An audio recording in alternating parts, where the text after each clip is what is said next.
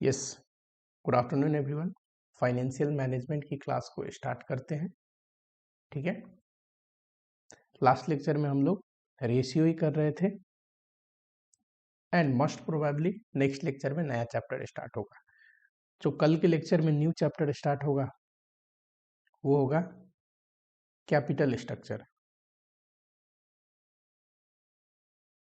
ठीक, बहुत ही बढ़िया चैप्टर है, डिसीजन मेकिंग के हिसाब से इम्पोर्टेंट भी चैप्टर है और आप लोग के एग्जाम में फ्रिक्वेंटली आते ही रहता है ऐसा चैप्टर है। ठीक है, आज के लेक्चर में क्या करेंगे तो देखो, एक तो मुझे दो कंसेप्ट पढ़ाने हैं आप लोगों को। आज क्या करेंगे तो दो चीज करेंगे। एक तो कंसेप्ट पढ़ाने हैं मुझे किस चीज के बारे में। देखो, हमने डू पॉइंट मॉडल पढ़ना है, ये रह रहा है। ठीक, दूसरा interpretation of P ratio.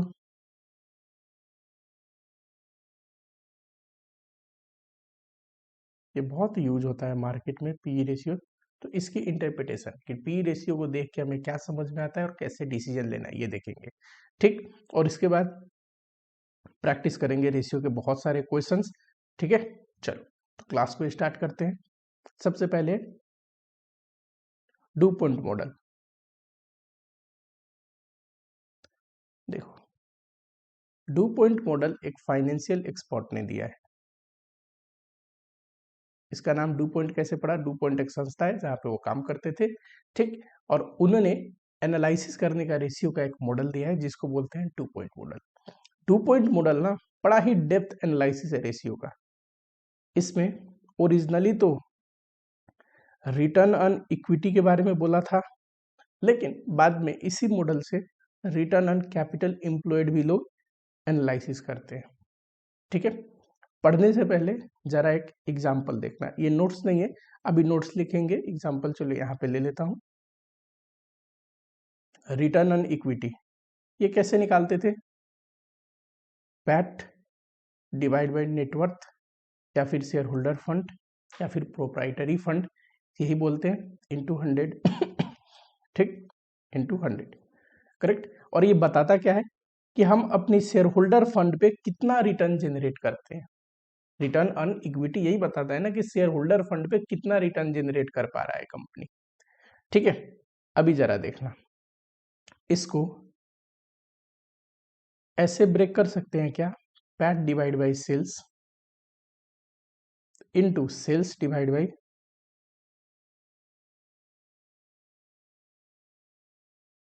Assets into assets divide by net worth. ठीक है, इसको अगर आप ब्रेक करोगे तो देखो, ये सेल से सेल्स कट जाएगा, एसेट से एसेट कट जाएगा, एट द एंड क्या पता चलना है? पैट डिवाइड बाई नेटवर्थ, जो कि किसका फॉर्मूला है? रिटर्न ऑन इक्विटी का, करेक्ट। तो यानी कि रिटर्न ऑन इक्विटी ऐसे भी निकाल सकते हैं। ठीक है, यहां देखो, पैट और सेल्स का जो रिलेशन है उसको नेट प्रॉफिट रेशियो बोल सकते हैं। Sales divide by asset, asset turnover ratio,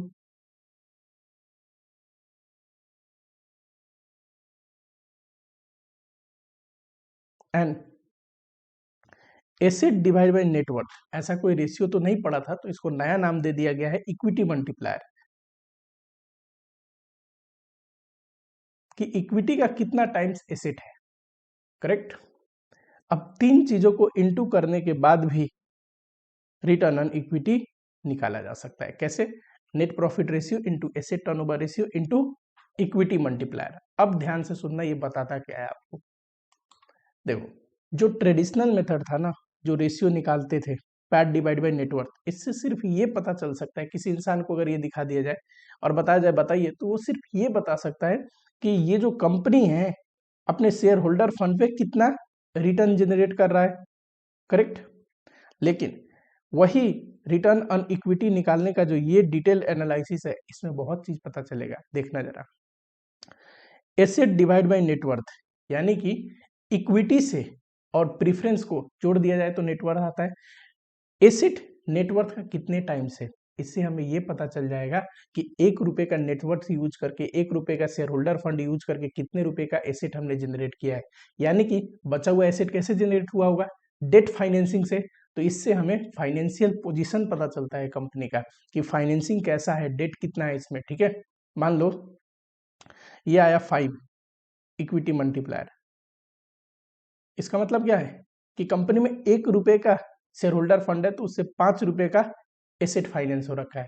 तो बचा हुआ एसेट कैसे फाइनेंस हुआ होगा, डेट से, है ना। तो है ना, तो इससे ये पता चलता है इक्विटी मल्टीप्लायर से कि एसेट में इक्विटी का कितना पोर्शन है। ठीक, चलो उस एसेट को यूज करके कितना सेल्स जनरेट कर पा रहे हैं ये बताता है एसेट टर्नओवर रेशियो। करेक्ट, कि 1 रुपए का एसेट यूज करके सेल्स कितना कर रहे हैं। एंड साथ ही में हर एक सेल्स पे प्रॉफिट कितना कमा रहे हैं, प्रॉफिट रेशियो बताता है, नेट प्रॉफिट रेशियो, है ना। सेल्स में कितना प्रॉफिट कमा रहे हैं उसको नेट प्रॉफिट रेशियो बताता है।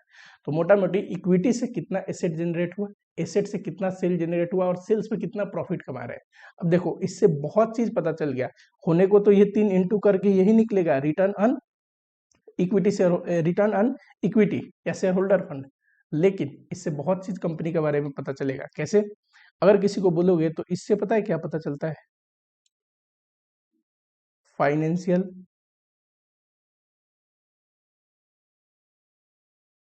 इससे क्या पता चलता है, एक्टिविटी।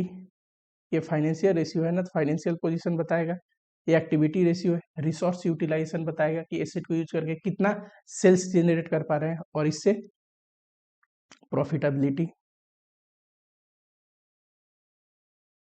यानी कि डुपोंट ने बोला कि हम जो बता रहे हैं ना वो एक ही चीज में, एक ही रेशियो निकालते निकालते आप कंपनी की बहुत सारी डिटेल पता कर सकते हैं। ठीक कि कंपनी की एसेट यूटिलाइजेशन कैसा है, एसेट टर्नओवर रेशियो से पता चलेगा। हर एक सेल्स पे कंपनी कितना मार्जिन कमाती है, नेट प्रॉफिट रेशियो से पता चलेगा। एंड इक्विटी मल्टीप्लायर हमें हमें एसेट फाइनेंसिंग के बारे में बता देगा। ठीक है, तो मोटा मोटी इसको ब्रेक करोगे तो यही फॉर्मूला आना है।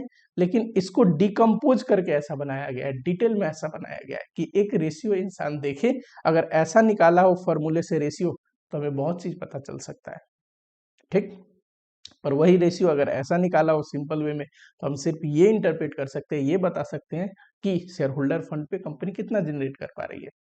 ठीक, इससे एसेट देखो, ये जो एसेट टर्नओवर रेशियो है, इससे एसेट कैसे यूटिलाइज हुआ है ये पता चलेगा। जितना ज्यादा हो उतना बेहतर, पर इस फॉर्मूले से थोड़ी ना पता चलेगा कि एसेट यूटिलाइजेशन कैसा है।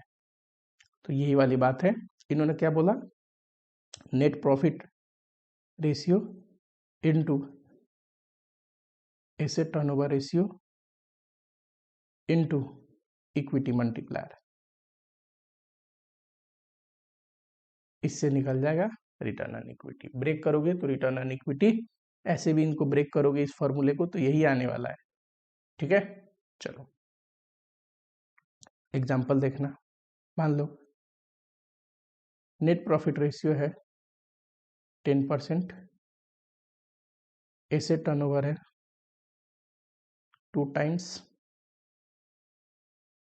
इक्विटी मल्टीप्लायर है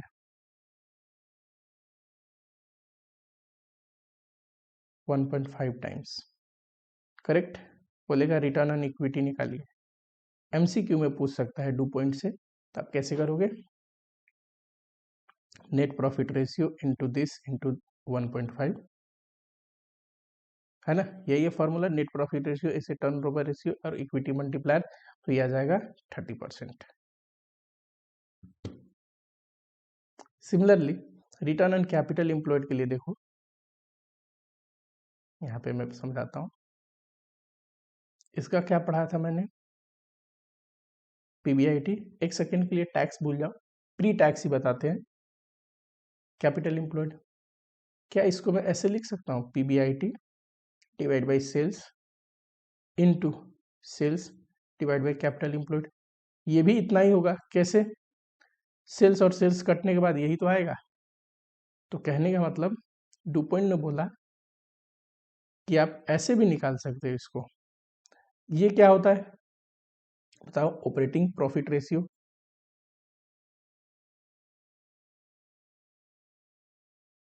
और ये क्या होता है? Capital employed turnover ratio. ठीक, ऐसे निकालोगे तो इससे सिर्फ ये पता चलेगा कि हम अपने कैपिटल पे कितना रिटर्न जनरेट कर रहे हैं। और डू पॉइंट से निकालोगे तो हमें क्या पता चलेगा कि देखिए हम अपने कैपिटल से कितना सेल्स जनरेट कर पाते हैं, हायर द बेटर, जितना कम कैपिटल पे ज्यादा सेल जनरेट कर पाए बढ़िया बढ़िया है, और अपने सेल्स पे कितना हम ऑपरेटिंग प्रॉफिट जनरेट कर पा रहे हैं। ठीक, इससे ये पता चलेगा कि हमारा जो कैपिटल एम्प्लॉयड है उससे कितना सेल जनरेट हो रहा है। ठीक, ये जितना ज्यादा हो उतना बढ़िया हो, और दूसरा सेल्स से कितना हम ऑपरेटिंग प्रॉफिट कमाते हैं। चलो, तो इसका फॉर्मूला होता है operating profit ratio into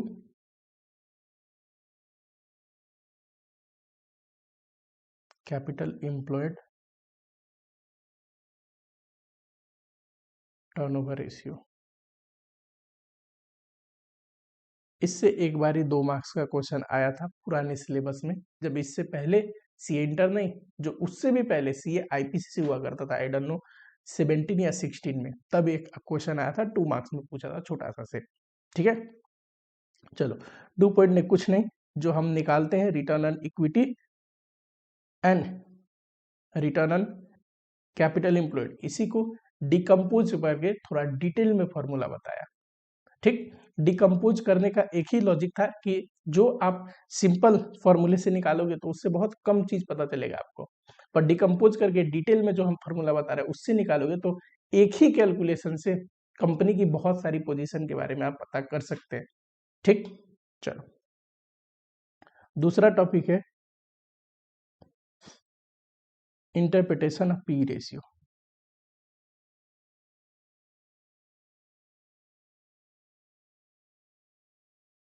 PE ratio, आपको याद होगा पी रेशियो मैंने पढ़ाया था, बोला था प्राइस अर्निंग रेशियो बोलते हैं इसको, तो market price divide by EPS.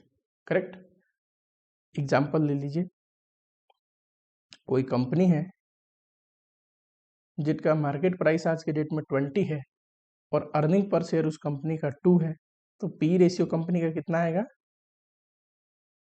20 divide by 2, 10। Correct, ये 10 क्या है? 10 टाइम्स तो है, इसका मतलब क्या है? तो इसके 2 इंटरप्रिटेशन होते हैं। First,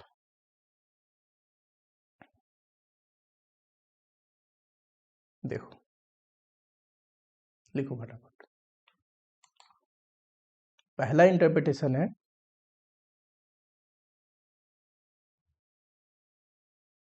how much investor has to पे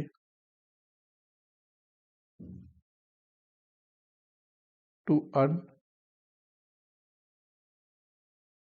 ईपीएस इज इक्वल टू 1, यानी कि कंपनी में 1 रुपया कमाने के लिए एक इन्वेस्टर को कितना रुपया लगाना पड़ेगा। देखो, इस कंपनी की कमाई कितना है पर शेयर? ईपीएस 2, और मार्केट प्राइस कितना है? 20, यानी कि जितना कमाई है ना उसका 10 गुना, 10 टाइम्स हमें इन्वेस्ट करना पड़ेगा।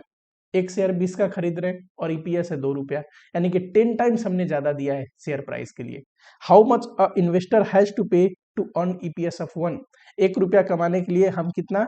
10 गुना ज्यादा, यानी कि 10 टाइम्स, 10 रुपया के आसपास दे रहे हैं। ठीक, पहला इंटरप्रिटेशन। इस हिसाब से मान लो एक कंपनी है ए, एक कंपनी है बी, या फिर चलो ए भी नहीं लेते, इन्फोसिस, इन्फोसिस एंड विप्रो। मान लेते एक का पी रेशियो है 20 और दूसरे का पी रेशियो है 30। Other things remaining same, company के और सारे पैरामीटर सेम है, डिट्टो सेम कंपनी है, सारी एबिलिटी सेम है, सारी रेशियो बढ़िया है और सारे पैरामीटर सेम है पैरामीटर सेम है। तो दोनों में से पता है सबसे बढ़िया इन्वेस्टमेंट के लिए कौन सी कंपनी है? विप्रो। क्यों? विप्रो में 1 रुपया कमाने के लिए हमें ₹13 इन्वेस्ट करने पड़ते हैं, लेकिन वही इन्फोसिस में ₹1 कमाने के लिए ₹20 इन्वेस्ट करना पड़ेगा। यानी कि इन्फोसिस क्या है, महंगा है, ओवर प्राइस है। किसके कंपेयर में, as compare to Wipro, correct. P ratio से हमें जरूर ये पता चल जाता है कि कंपनी महंगे में ट्रेड कर रही है कि सस्ते में। कंपनी की जो शेयर प्राइस है वो दूसरे कंपनी की तुलना में महंगा बिक रहा है या सस्ता। कैसे, दूसरा कंपनी में अगर उतना ही कमाता है, ठीक, तो ये कंपनी का शेयर इतने इतने में मिल रहा है और दूसरे कंपनी का शेयर कितने में मिल रहा है, इससे हम आराम से बता सकते हैं कि महंगा कौन है।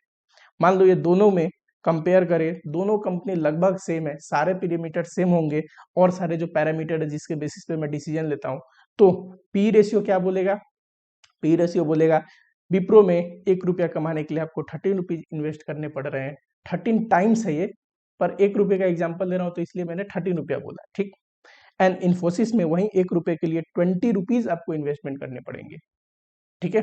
तो इन्फोसिस क्या है, महंगा है, करेक्ट। लेकिन ये तो तब ना जब सारे पैरामीटर सेम हो, करेक्ट। एक दूसरा इंटरप्रिटेशन है इसका,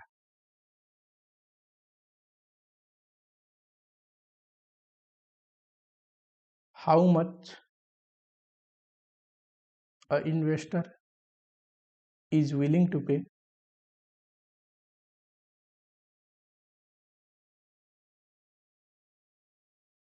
for earning EPS is equal to ₹1। ये क्या लिखा है, तो ये मैंने लिखा है how much a investor is willing to pay for to earn the EPS of ₹1। इसका मतलब देखो, आज के डेट में ये कंपनी का शेयर प्राइस 20 में मिल रहा है। 20 में मिल क्यों रहा है, कोई खरीद रहा होगा तभी तो ₹20 में बिक भी रहा है ना। ₹20 में मिलने का मतलब क्या है, ₹20 में बायर और सेलर एग्री है, तभी तो ₹20 में वो शेयर प्राइस ट्रेड हो रहा है। यानी कि ₹20 में लोग खरीदने को रेडी है। तो इस ट्रेंड को ऐसे भी इंटरप्रेटेट कर सकते हैं कि कितना एक इंसान देने को तैयार है ₹1 EPS कमाने के लिए। हमारे केस पे ₹2 कमाने के लिए ₹20 देने को तैयार थे, 10 टाइम्स। तो ₹1 कमाने के लिए ₹10 देने को तैयार है, वही है EPS, sorry PE ratio 10 times, है ना।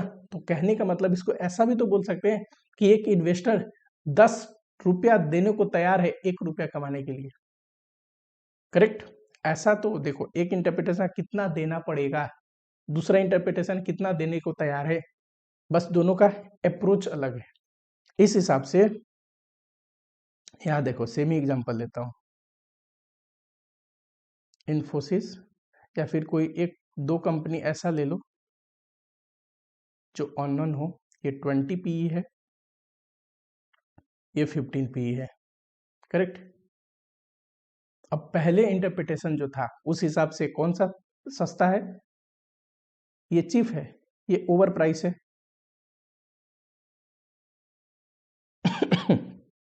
लेकिन ये तो कहता है how much investor is willing to pay, investor कितना देने को तैयार है, तो इसमें ₹20 देने को तैयार है ₹1 कमाने के लिए, इसमें सिर्फ ₹15 देने को तैयार है। ऐसा भी पॉसिबल है कि ये जो सस्ते में बिक रहा है ना, ये कंपनी सस्ता में ही बिकना चाहिए इसके शेयर। सिर्फ पी रेशियो को देख के डिसीजन नहीं ले सकते कि ये सस्ते में बिक रहा है तो इसमें पैसा इन्वेस्ट कर देते, नो। पी रेशियो एक इंडिकेटर जरूर है जो सस्ता और महंगा बताता है शेयर प्राइस को, लेकिन ये अकलौता इंडिकेटर नहीं है। कई बार पी इसलिए भी कम होते हैं, कई बार कोई कंपनी इसलिए भी दूसरे कंपनी की तुलना में सस्ते में शेयर बिक रहा होता है क्योंकि उसके फंडामेंटल उतने स्ट्रांग नहीं है, उसके कैश फ्लो उतने स्ट्रांग नहीं है, ठीक। यहाँ पे मैंने क्या लिया था, अदर पैरामीटर सेम्स, और सारे चीज सेम हो तब पी रेशियो से जरूर डिसीजन ले सकते हैं, और जो सस्ता पी में मिले उसमें हमें इन्वेस्ट करनी चाहिए। तो पी रेशियो को देखना चाहिए कि और सारे जो कॉम्पिटिटर है उनके तुलना में थोड़ा पी कम हो, तो यानी कि हमें चिप में पड़ रहा है शेयर प्राइस, ठीक। लेकिन पी रेशियो एकलौता इंडिकेटर नहीं है, कई बार स्ट्रांग या ज्यादा पी इसलिए भी होता है क्योंकि कंपनी के फंडामेंटल स्ट्रांग होते हैं, कंपनी की फ्यूचर जो रोड मैप है या फिर फ्यूचर में जो इन्वेस्टमेंट आने वाली है, फ्यूचर में जो एक्सपांसन होने वाला है वो ज्यादा है, तो लोग इसलिए भी महंगे में इन्वेस्ट कर रहे होते हैं और उसका पी ज्यादा दिखेगा आपको, ठीक है। चलिए अब आते हैं क्वेश्चंस पे। लास्ट लेक्चर में हमने टेस्ट नॉलेज का क्वेश्चन स्टार्ट किया था, क्वेश्चन नंबर 3 तक किया था, क्वेश्चन नंबर 4 से स्टार्ट करते हैं।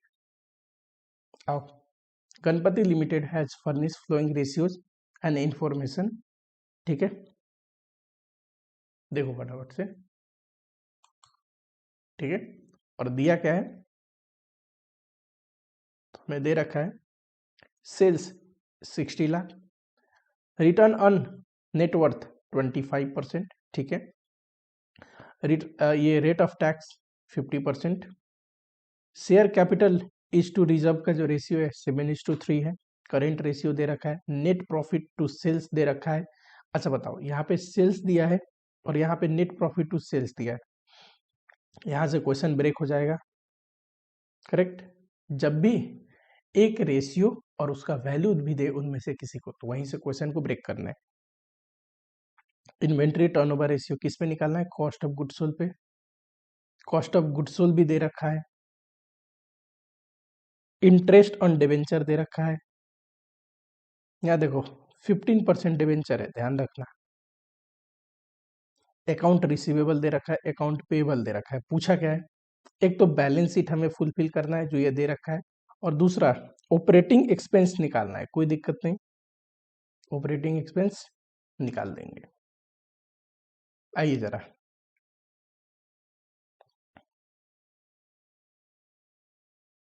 पहले तो हम करते हैं वर्किंग नोट।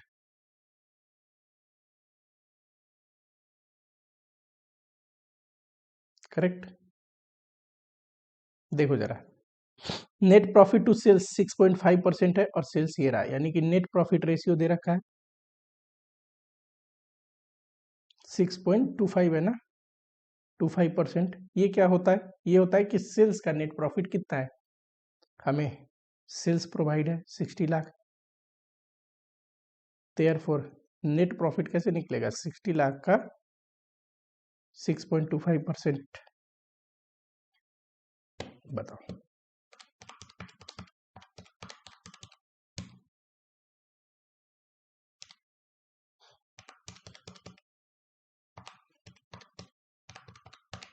यह है 3,75,000। दूसरा देखो, ध्यान से देखना, यहाँ पे रिटर्न ऑन नेटवर्थ दिया है। ठीक, आपको याद होगा रिटर्न ऑन नेटवर्थ या फिर इक्विटी कैसे निकलता है, बताइए। ये निकलता है sir PAT divide by net worth into 100। ये हमें पता है कितना परसेंट है, 25%। 0 पॉइंट कर दो यहाँ पे, तो पैट कितना है 375। इससे हमें नेटवर्थ आ जाएगा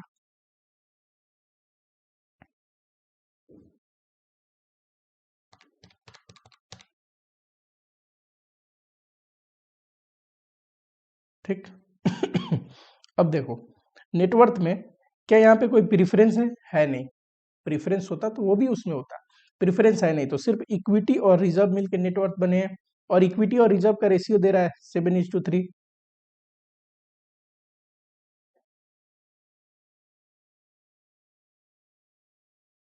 इक्विटी कैपिटल, कैपिटल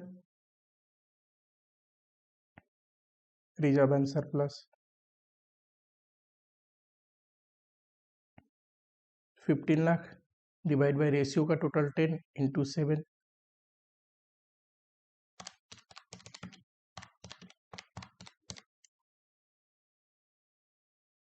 और ये आएगा 4,50,000। तो यहाँ पे लिख लो,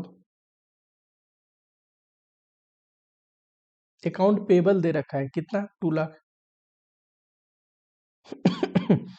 डिबेंचर निकालना है। देखिए, जब भी कभी डिबेंचर का इंटरेस्ट रेट दे रखा हो और डिबेंचर का इंटरेस्ट का अमाउंट भी दे रखा हो तो आराम से निकल जाएगा। ये देखो, इंटरेस्ट ऑन डिबेंचर 60,000 था,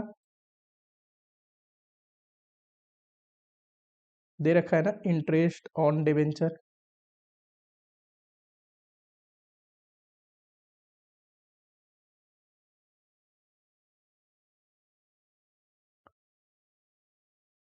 कितना है 15%। अब यहाँ देखो 15% डिबेंचर कितना होगा,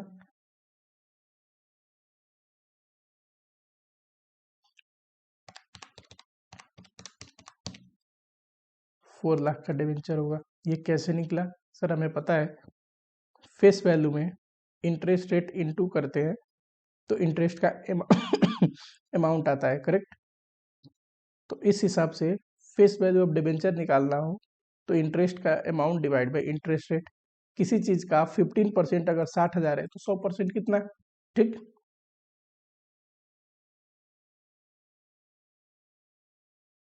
हाँ जी, आइए, क्या है डिबेंचर, 4 लाख। टोटल बताओगे, 15 प्लस 6 21 लाख।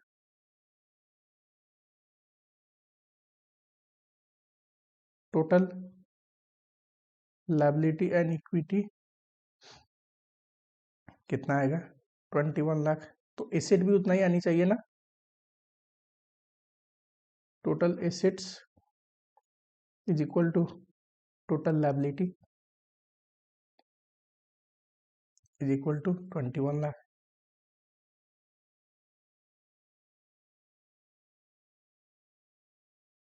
करेक्ट। यहाँ देखो इन्वेंट्री टर्नओवर रेशियो दिया है, कॉस्ट ऑफ गुड्स सोल्ड दिया है।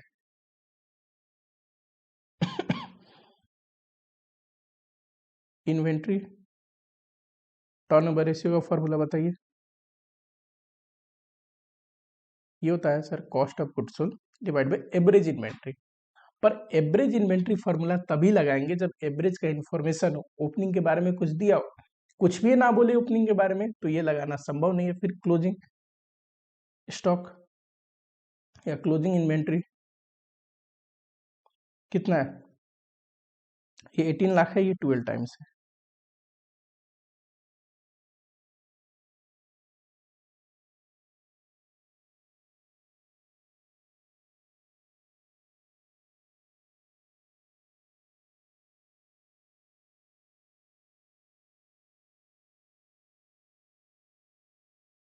क्लोजिंग स्टॉक आएगा, बताओ।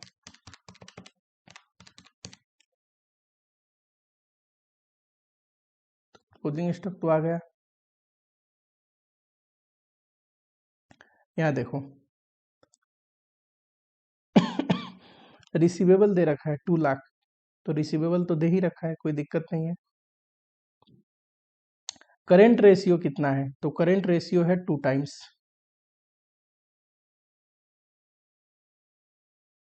करेंट रेशियो का फॉर्मूला होता है current asset divide by current liability. ये दिया है 2, करेंट एसेट पता नहीं, करेंट लायबिलिटी देखो, करेंट लायबिलिटी में सिर्फ अकाउंट पेएबल है जो कि 2 लाख है, तो करेंट एसेट आ गया 4 लाख, करेक्ट। ध्यान से देखना, टोटल करेंट एसेट 4 लाख है, ठीक। जिसमें से ये दोनों हमें पता है तो बचा हुआ कैश नहीं निकल जाएगा, तो कैश कैसे निकलेगा, टोटल करेंट एसेट में से स्टॉक घटा देंगे, रिसीवेबल घटा देंगे। 4 लाख में से 1,50,000 और रिसीवेबल कितना है 2 लाख, 50,000 आएगा।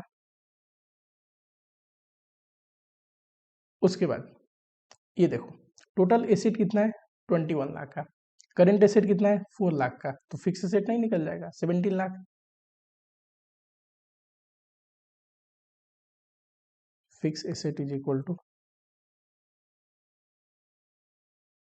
Total assets minus current asset.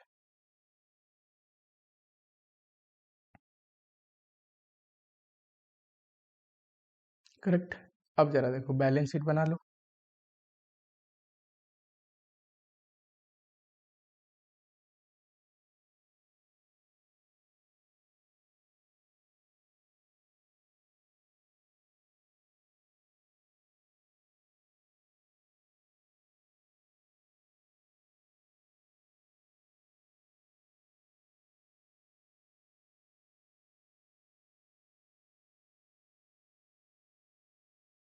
यहाँ पे आएगा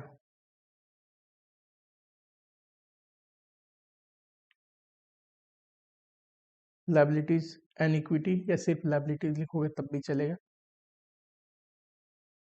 यहाँ पे आएगा assets,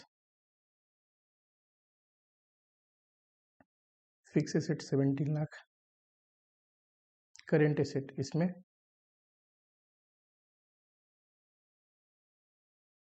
stock, receivable, cash.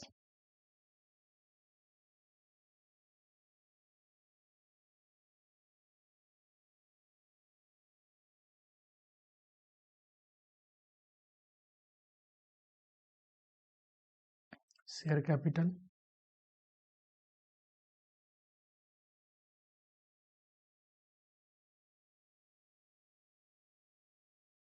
15% debenture, कितना था डिवेंचर का अमाउंट? 4 लाख।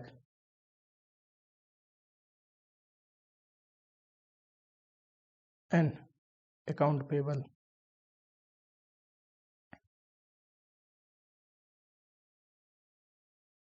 ये तो पहली रिक्वायरमेंट थी। सेकेंड रिक्वायरमेंट देखिए सेकेंड सर ये सेकेंड रिक्वायरमेंट थी, पहली रिक्वायरमेंट क्या है? ऑपरेटिंग एक्सपेंस निकालो। बताओ, हमें पता है सेल्स में से कॉस्ट ऑफ गुड्स सोल्ड घटता है तो ग्रॉस प्रॉफिट आता है, इसमें से ऑपरेटिंग एक्सपेंस घटता है तो ऑपरेटिंग प्रॉफिट आता है, करेक्ट। इसमें से इंटरेस्ट घटेगा, पीबीटी आएगा, इसमें से टैक्स घटेगा, पैट आएगा, करेक्ट। इनकम स्टेटमेंट पढ़ाया था मैंने डे 1 में, बताओ फटाफट से। हमें पैट पता है कैसे, ये देखो नेट प्रॉफिट पता है ना 375,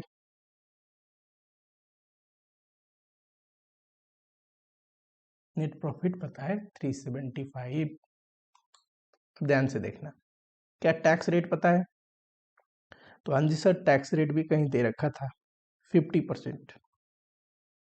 अब टैक्स रेट भी पता है, इंटरेस्ट पता है 60,000 है तो पीबीआईटी निकल जाएगा। ग्रॉस प्रॉफिट पता है कैसे, देखो सेल्स 60 लाख था, उसमें से 18 लाख क्या था? Cost of goods sold, 42 lakh gross profit.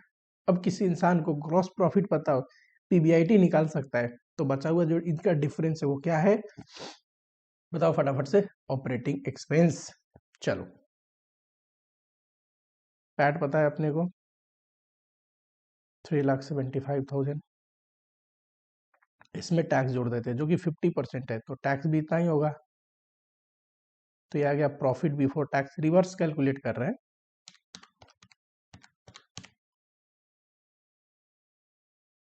इसमें इंटरेस्ट जोड़ देते हैं जो कि 60,000 है, पीबीआईटी आ जाएगा, इसी को ऑपरेटिंग प्रॉफिट भी बोलते हैं, करेक्ट। ये है ऑपरेटिंग प्रॉफिट, ठीक। अब देखो ऑपरेटिंग एक्सपेंस बोला है, ग्रॉस प्रॉफिट में से ऑपरेटिंग प्रॉफिट घटा दो,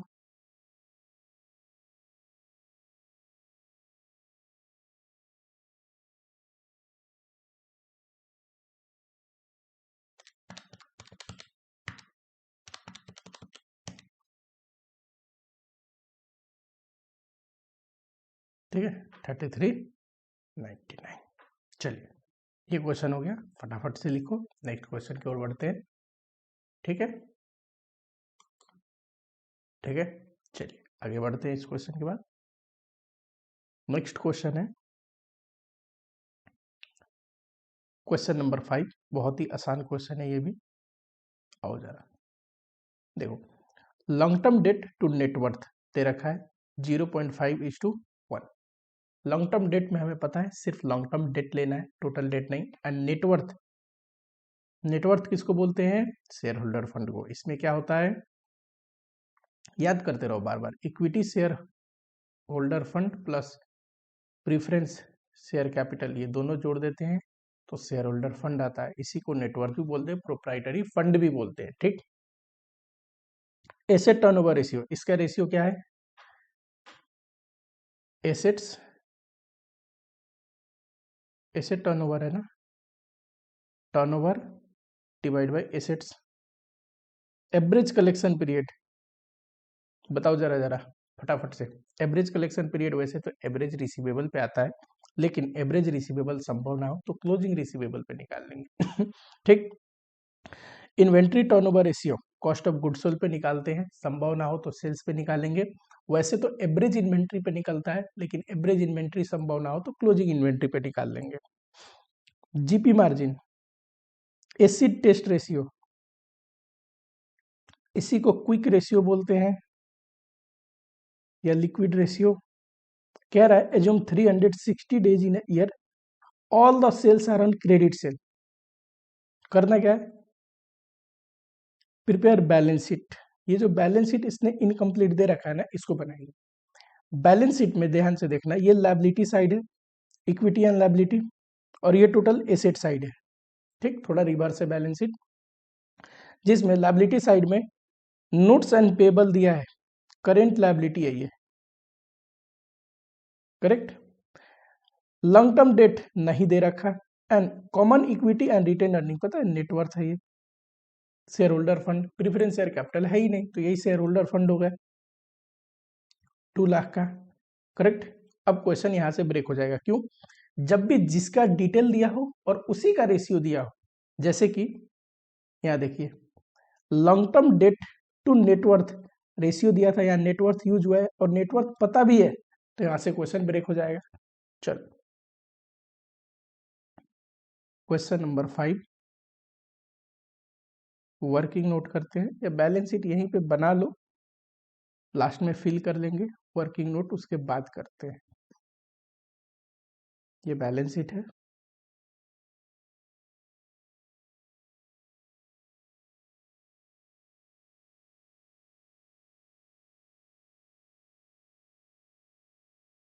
हमें जैसे बनाया वैसे ही बना देते हैं।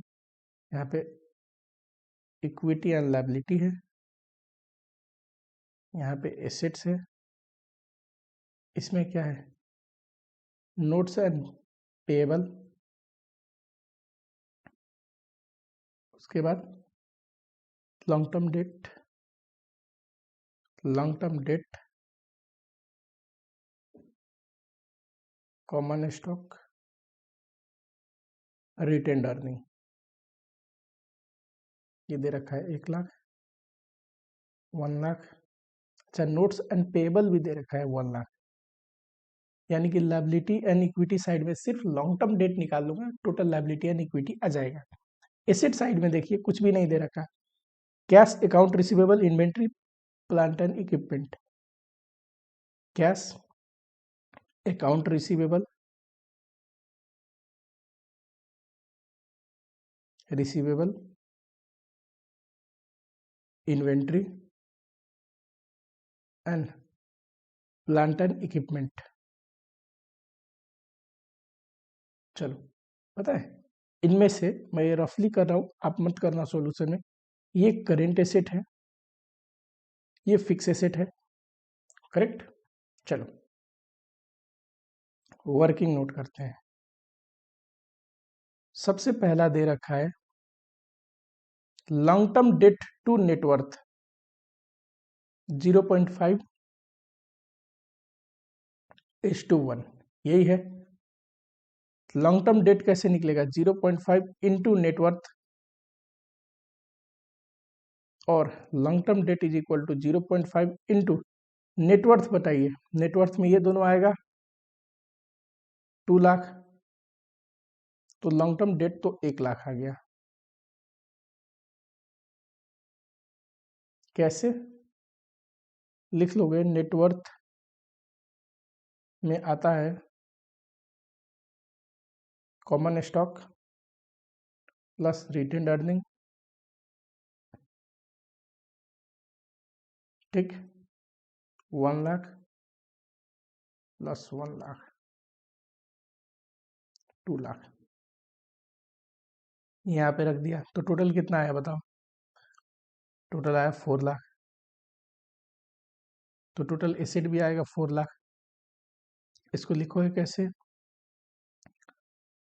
2 नंबर में total assets is equal to total liabilities and equity, जो कि है 4 लाख। देखिए एवरेज कलेक्शन पीरियड कितना है? 18 डेज। एवरेज कलेक्शन पीरियड, इसका फॉर्मूला मैंने क्या बताया था?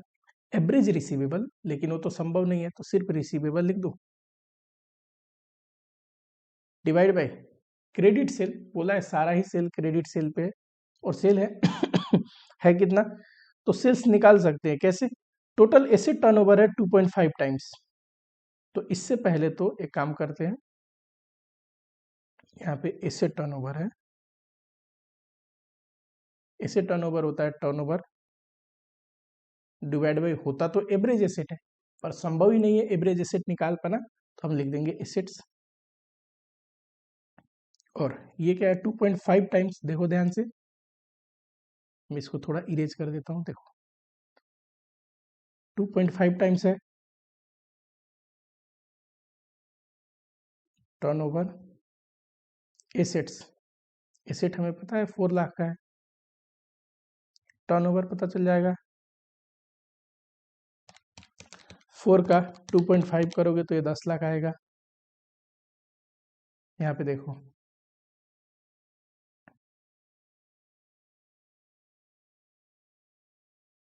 360 लेना है ना, चलो। और ये दे रखा है अकाउंट रिसीवेबल 18, देखो 18 डेज। सेल्स कितना है? 10 लाख, इससे रिसीवेबल आ जाएगा।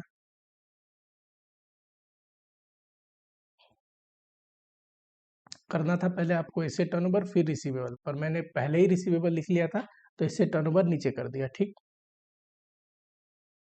बताइए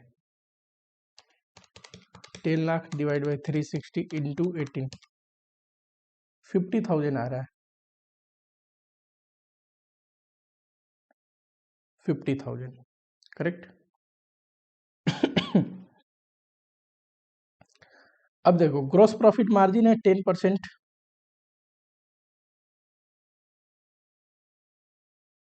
ये 4 नंबर था। जीपी मार्जिन दे रखा है 10%। आपको पता है सेल्स में से कॉस्ट ऑफ गुड्स सोल्ड घटता है तो जीपी आता है, करेक्ट है ना? जीपी 10% है सेल्स का, तो कॉस्ट ऑफ गुड्स सोल्ड 90% होगा, है ना? ये पढ़ाया भी था कि जीपी मार्जिन और cost of goods sold margin ये दोनों जोड़ के सेल्स बने हैं। ठीक, तो आप ऐसे भी कर सकते हैं, gross profit is equal to sales का 10% और फिर कॉस्ट ऑफ गुड्स सोल्ड निकाल लो, या फिर सीधा 90% कर सकते थे, सेल्स माइनस जीपी, जो कि 9 लाख। सीधा 90% लगाते 10 लाख का तो 9 लाख ही आता। इन्वेंट्री टर्नओवर रेशियो दे रखा है,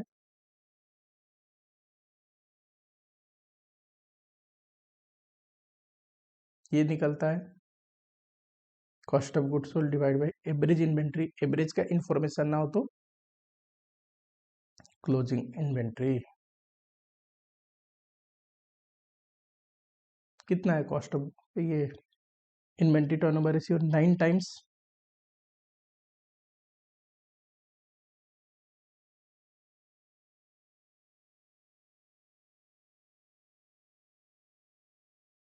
बताओ क्लोजिंग इन्वेंट्री बताओ।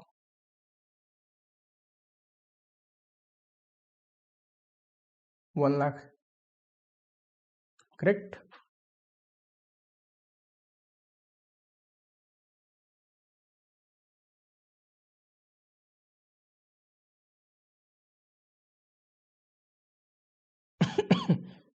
अगला देखिए,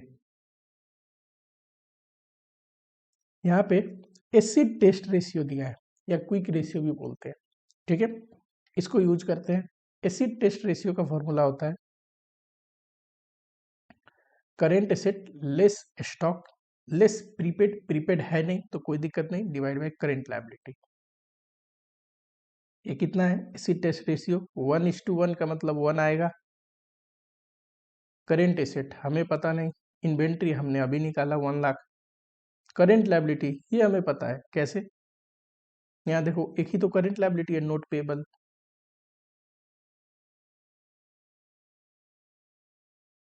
तो करेंट एसेट आ जाएगा 1 लाख प्लस 1 लाख 2 लाख। बताइए जरा, करेंट एसेट 2 लाख है, ठीक, जिसमें से ये तो हमें पता है 50,000 एंड 1 लाख, 1.5 लाख ये हुआ है, तो कैश कितना होगा 50,000।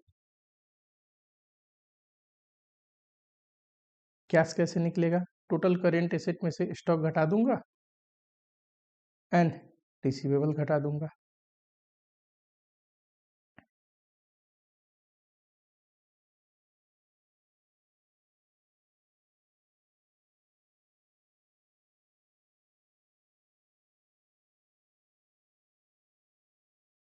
तो ये आएगा 50,000। बताइए 4 लाख में से टोटल एसेट में से करेंट एसेट 2 लाख है, तो फिक्स एसेट कितना होगा, ये भी 2 लाख होगा।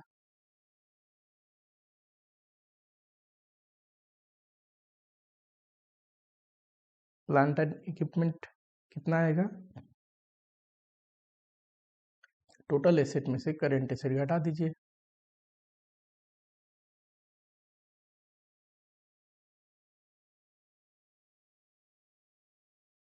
ठीक, चलो फटाफट से करो, नेक्स्ट क्वेश्चन की ओर बढ़ते हैं, ठीक है। आइए जरा नेक्स्ट क्वेश्चन की ओर बढ़ते हैं। अब है क्वेश्चन नंबर 6।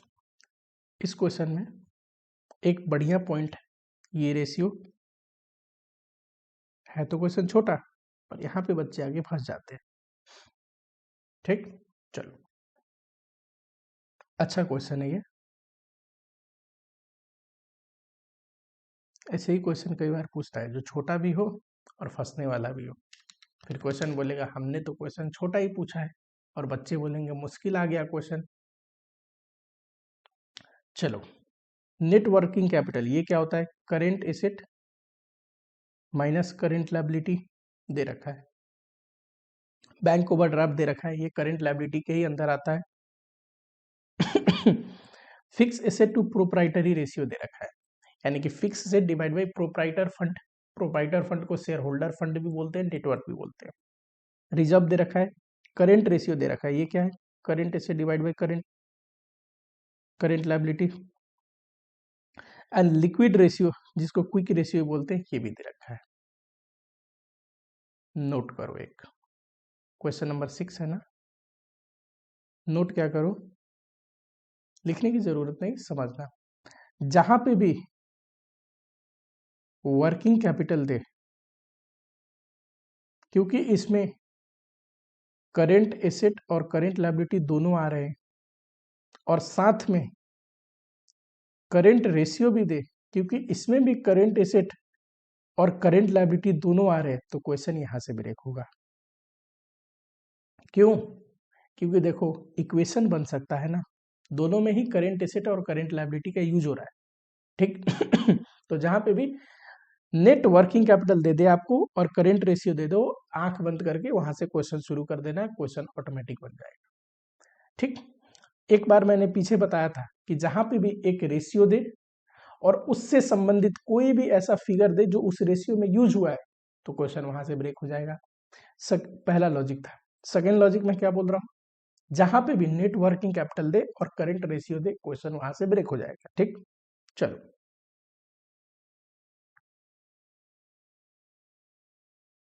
आना जरा, पूछा क्या है वैसे, prepare a summarise balance sheet, ठीक है, पहले वर्किंग नोट कर लेते हैं, बैलेंस शीट तो बन ही जाएगा। वर्किंग नोट, आओ जरा, अगर आप ध्यान से देखोगे, करेंट रेशियो दे रखा है कितना, 2.5, और current asset divide by current liability is equal to 2.5, और current asset is equal to 2.5 current liability, equation 1। दूसरा, नेट वर्किंग कैपिटल दे रखा है कितना, 4,80,000, और ये होता है current asset minus current liability. ठीक है। करेंट एसेट का वैल्यू हमें पता है ना, 2.5 करेंट लायबिलिटी, यहां डाल दो।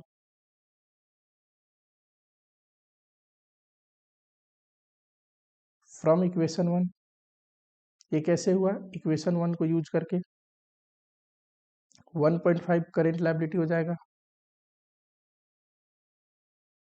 करेंट लायबिलिटी कितना आएगा, तो 4,80,000 डिवाइड करेंगे 1.5 से, 3,20,000। ये तो करेंट लायबिलिटी है, तो करेंट एसेट भी तो निकल जाएगा। पुटिंग करेंट लायबिलिटी का value in equation 1,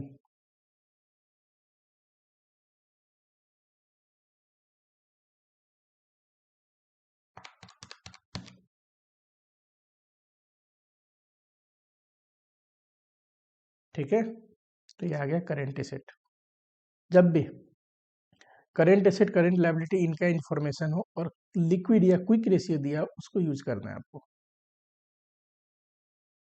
quick ratio का फॉर्मूला होता है current asset less stock less prepaid, prepaid है नहीं, डिवाइड बाय करेंट लायबिलिटी, ये आएगा 1.5 है ना,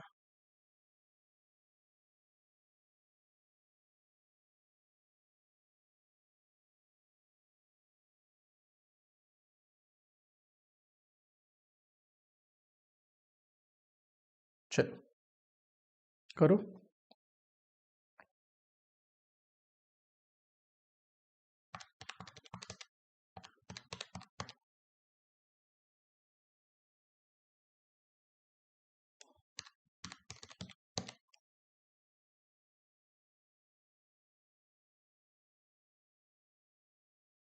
करो फटाफट से, ठीक। आगे बढ़े। एक दे रखा है ना क्वेश्चन में, fix asset to proprietary ratio, ये होता है fix asset divide by proprietor fund, जिसको शेयर होल्डर फंड भी बोलते हैं, और कितना है 0.75, इससे और फिक्स एसेट निकल जाएगा 0.75 प्रोप्राइटरी फंड, इक्वेशन 1, करेक्ट। ध्यान देना,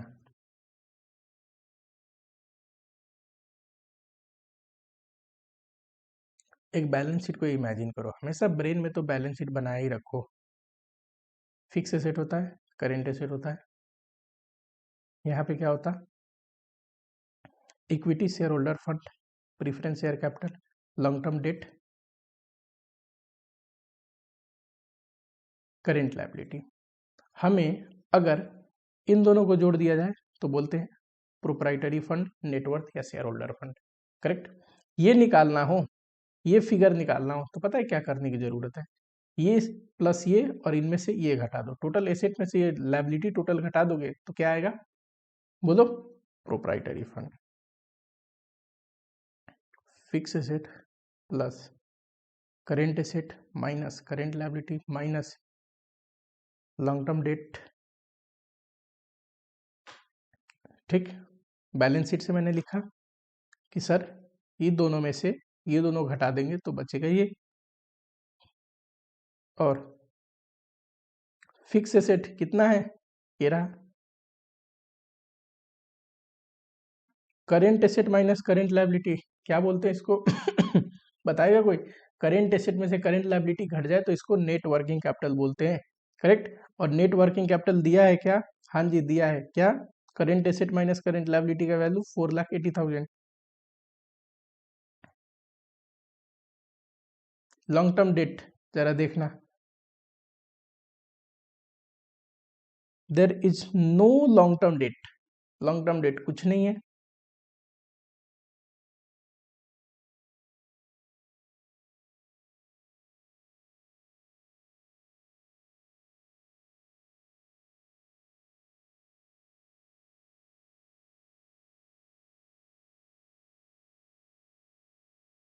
प्रोप्राइटरी फंड निकल जाएगा इससे,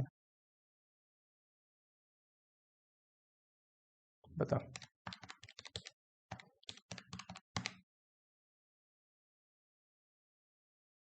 ये प्रोप्राइटरी फंड तो निकल गया, ठीक।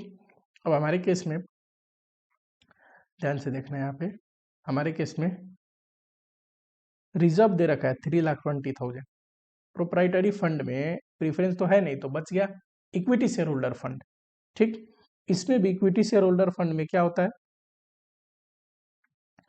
Share capital, reserve and surplus, reserve and surplus दे रखा है कितना, 3,20,000। तो बचा हुआ क्या है,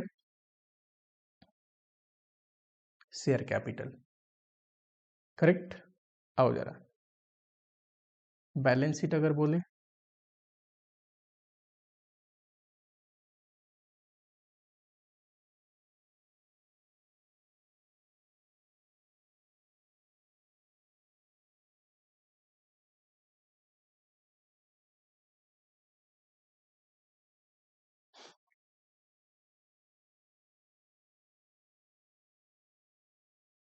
इक्विटी एंड लायबिलिटी, और इधर लिखोगे assets, correct. Fix asset, current asset, current asset में हमें स्टॉक पता है, बचा हुआ अदर करेंट एसेट लिख दो, जो कि रिसीवेबल भी हो सकता है, कैश एंड बैंक भी हो सकता है।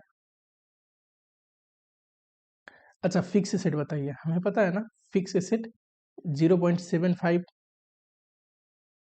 इंटू, क्या लिखेंगे यहाँ पे, स्पेस बना ले, 5। Fix asset is equal to 0.75 into proprietary fund.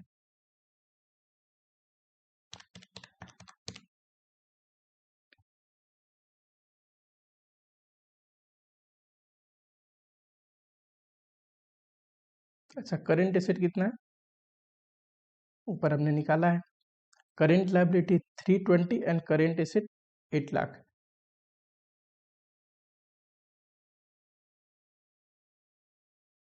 जिसमें से स्टॉक कितना है, 3,20,000।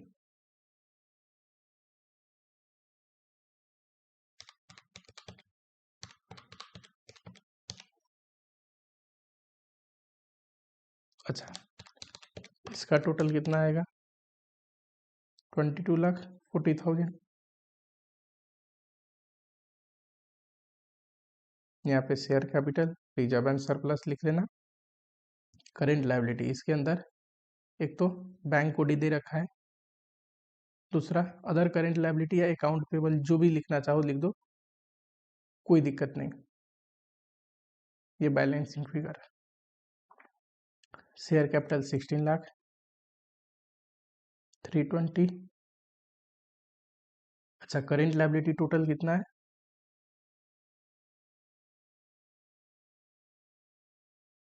करेंट लायबिलिटी टोटल आया 3,20,000, जिसपे से बैंक को दिए 80,000,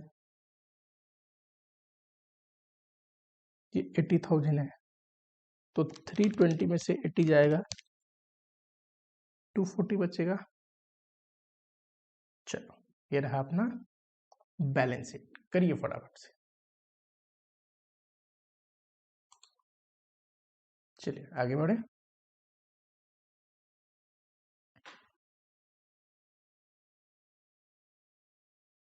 आओ जरा फटाफट से, करेंट रेशियो दे रखा है, डेट इक्विटी रेशियो दे रखा है, रिटर्न ऑन टोटल एसेट दे रखा है,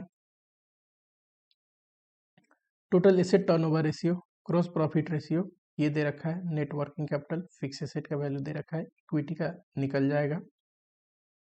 प्रेफरेंस का निकल जाएगा। ओपनिंग स्टॉक दिया है, ध्यान से देखना, जब भी हम स्टॉक टर्नओवर रेशियो यूज करते थे तो एवरेज इन्वेंट्री का कंसेप्ट आता है, एंड एवरेज इन्वेंट्री निकालना जब संभव ना हो तो हम क्या करते थे, क्लोजिंग स्टॉक पे निकालते थे, लेकिन जब ओपनिंग स्टॉक दिया हो तो एवरेज इन्वेंट्री लगाएंगे। ठीक, नंबर 1 ये। नंबर 2, मैंने पिछले क्वेश्चन में आपको बताया था कि जहां पे भी करेंट रेशियो दिया हो और नेट वर्किंग कैपिटल दिया हो, क्वेश्चन आपको वहां से ब्रेक करना है। क्यों? दोनों ही करेंट एसेट और करेंट लायबिलिटी के रिलेशन शो करते हैं, तो उस केस में आराम से इक्वेशन बन के क्वेश्चन ब्रेक हो जाएगा। पूछा क्या है, बोला आप रेशियो ही निकालिए, quick ratio, fix asset turnover, proprietary EPS. बताओ क्विक रेशियो का फॉर्मूला क्या है? फिक्स एसेट टर्नओवर बोले तो turnover divide by fix asset, proprietary ratio बोले तो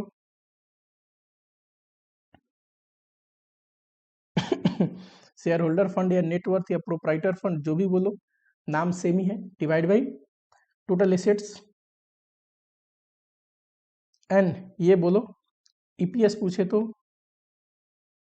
यहाँ पे प्रीफरेंस भी है ना, तो हमें लिखना है earning available for equity divide by number of equity share. यही निकालने हैं। इसके लिए जितने डिटेल चाहिए हमें, जितना डेटा चाहिए वो हमें वर्किंग नोट से निकालने पड़ेंगे। ठीक, आइए जरा फटाफट से करते हैं। कौन सा क्वेश्चन है? 7, क्वेश्चन नंबर 7। पहले वर्किंग नोट कर लेते हैं, ध्यान से देखना। मैंने क्या बोला था आपको, ये देखो करेंट रेशियो दिया है 2.5, ये क्या होता है, current asset divide by current liability. Current asset कितना आएगा, equation 1। Second, net working capital दे रखा है,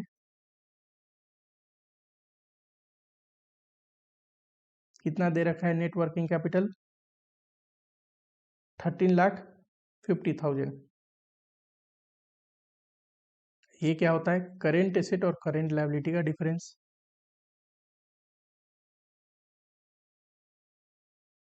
ठीक, देखो जरा, करेंट एसेट का वैल्यू यहाँ लिख सकते हैं, 2.5 current liability minus current liability is equal to 13,50,000। कहाँ से आया ये? From equation 1।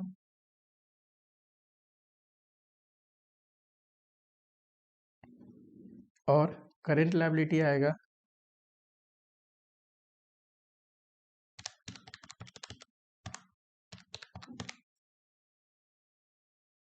करेक्ट, तो करेंट एसेट आएगा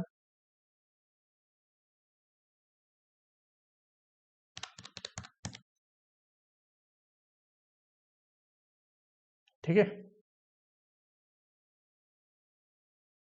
यहाँ देखना जरा, फिक्स एसेट दिया है और करेंट एसेट पता है, टोटल एसेट आ जाएगा, total assets fix asset plus current assets. कितना है फिक्स एसेट बताओ? तो फिक्स एसेट है 30 लाख, करेंट एसेट है 22,50,000। ये आ गया टोटल एसेट्स। अगला देखना, यहाँ पे टोटल एसेट टर्नओवर रेशियो दिया है 2 टाइम्स, इसका मतलब हुआ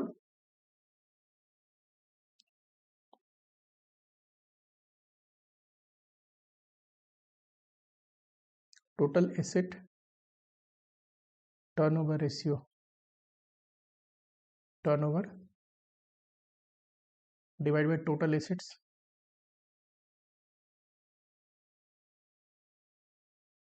ये दिया है 2 टाइम्स।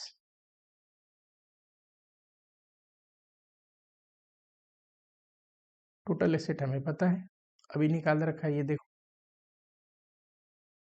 यहाँ से हमें टर्नओवर पता चल जाएगा। ये आएगा 1,05,00,000, करेक्ट। जीपी रेशियो दे रखा था कहीं पे, बताओ। ये रहा 20%, कौन सा वर्किंग था, ये 3। कॉस्ट ऑफ गुड्स सोल्ड, जब ग्रॉस प्रॉफिट 20% है तो कॉस्ट ऑफ गुड्स सोल्ड 80% होगा।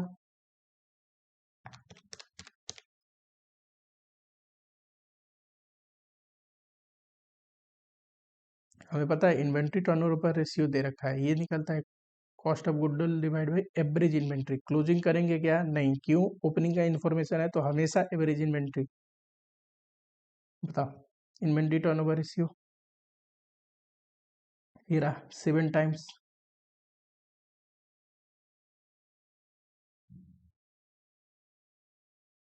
एवरेज इन्वेंट्री, इससे एवरेज इन्वेंट्री निकलेगा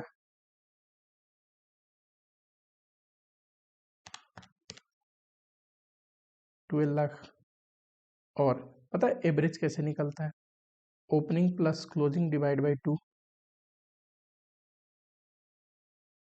और ओपनिंग स्टॉक तो दे रखा है 11,40,000 plus closing stock, therefore closing stock is equal to, बताओ, 12,60,000 आएगा। ठीक, अब हमारे केस में ये फॉर्मूला निकल जाएगा, ये भी हमने निकाल लिया, ये ईपीएस और ये रह रहा है। ठीक, प्रोप्राइटरी फंड पे आते हैं। डेट इक्विटी रेशियो दे रखा है, अगला है डेट इक्विटी रेशियो। ये होता है long term date divide by equity. का मतलब पता है क्या है यहाँ पे, इक्विटी का मतलब नेटवर्थ शेयर होल्डर फंड, ये मैंने आपको पढ़ाया था। ठीक, बहुत ऑथर या बहुत बुक्स में आपको इक्विटी का मतलब equity share holder fund interpret करेंगे, पर वो ज़्यादा बेहतर एजम्पशन नहीं है, हमें हमेशा शेयर होल्डर फंड एजम करना चाहिए। ठीक, ये दे रखा है कितना, 1 डिवाइड बाई 1.5 है ना, हाँ, 1.5 is equal to debt divide by equity, correct. ठीक है, आई जरा, अगर इससे मैं बोलूं इक्विटी कितना आएगा,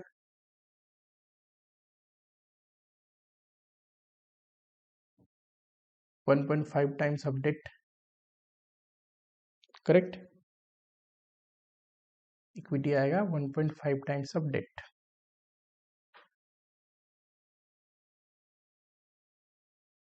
वी नो दैट, लिखो फटाफट से, ठीक है, पढ़े आगे, ध्यान से सुनना जरा आप। हमें पता है एक बैलेंस शीट में टोटल लायबिलिटी साइड जो होता है ना, liability and equity is equal to total assets, correct. Liability and equity में क्या है अपने पास, इक्विटी शेयर होल्डर फंड है, प्रेफरेंस शेयर होल्डर फंड है, लॉन्ग टर्म डेट है, करेंट लायबिलिटी है, is equal to total asset में क्या है, ये रहा। अच्छा, यहाँ देखो, ये जो है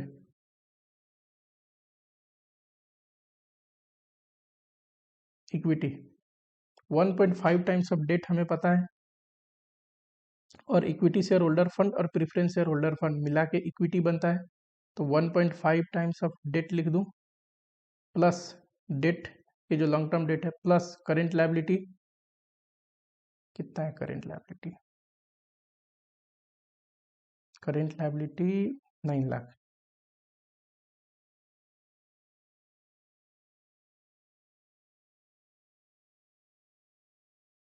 और 2.5 डेट प्लस 9 लाख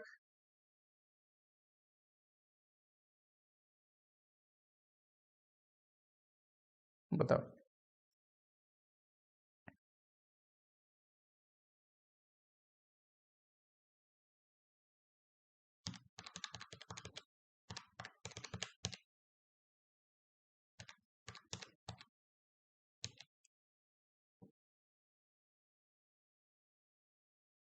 तो इक्विटी कितना आएगा?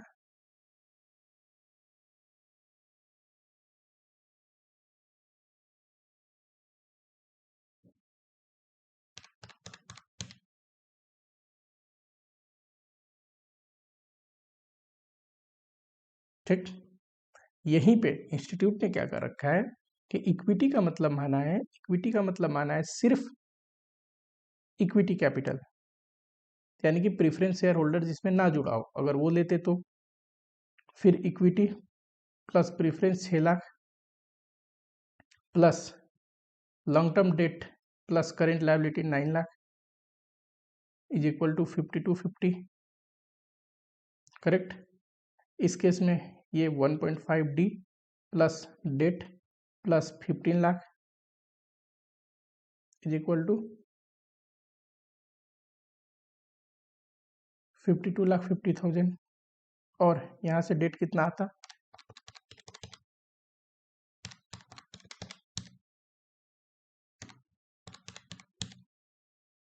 डेट आता 15 लाख। फिर इक्विटी कितना आता? फिर इक्विटी आता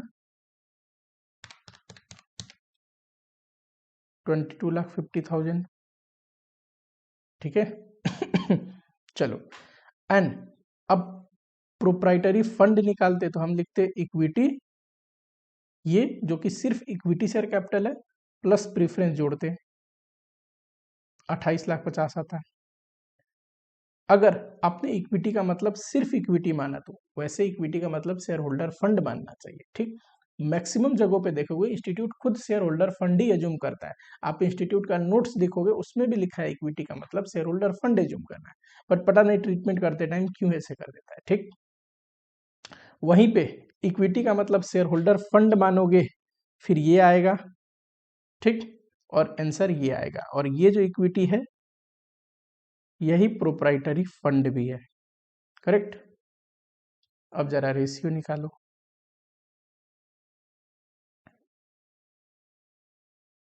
सबसे पहले पूछा है क्विक रेशियो।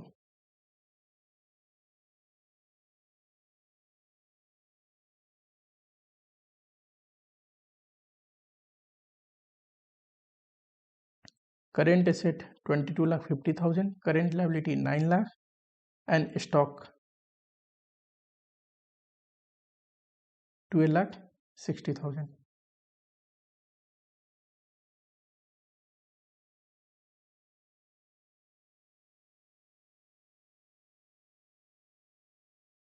बताओ।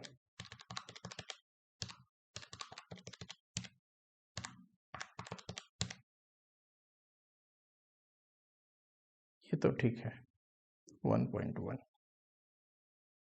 दूसरा पूछा है फिक्स एसेट टर्नओवर रेशियो बताइए।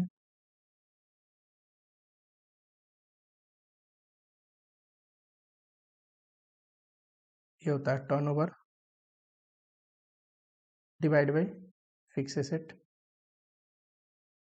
टर्नओवर कितना आया था? 1,05,00,000। फिक्स एसेट कितना है? 30 लाख। ये तो दे ही रखा था क्वेश्चन में।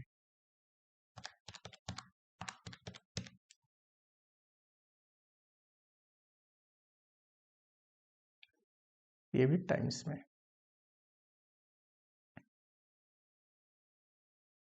अगला पूछा है प्रोप्राइटरी रेशियो।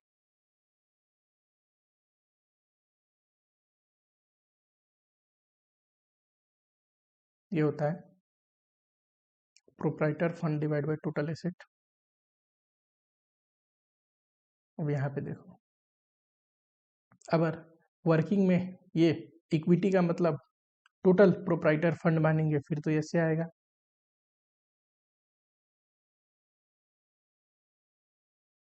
और इक्विटी का मतलब सिर्फ इक्विटी कैपिटल मानोगे फिर प्रोप्राइटरी फंड ये आएगा।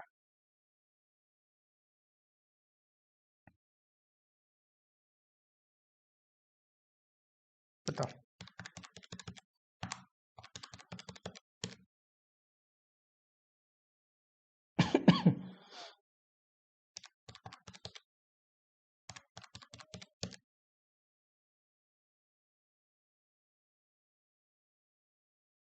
ठीक है, कर क्या रखा है इंस्टीट्यूट ने? तो इंस्टीट्यूट ने कर रखा है ये 0.54। कोई दिक्कत नहीं, रेशियो में ऐसे छोटे मोटे चीजें होती रहती हैं। इनसफिशियंसी ऑफ डेटा रेशियो में बहुत होता है कि डेटा जितना अवेलेबल है उसके बेसिस पे करना है, एंड एजम्पशन भी।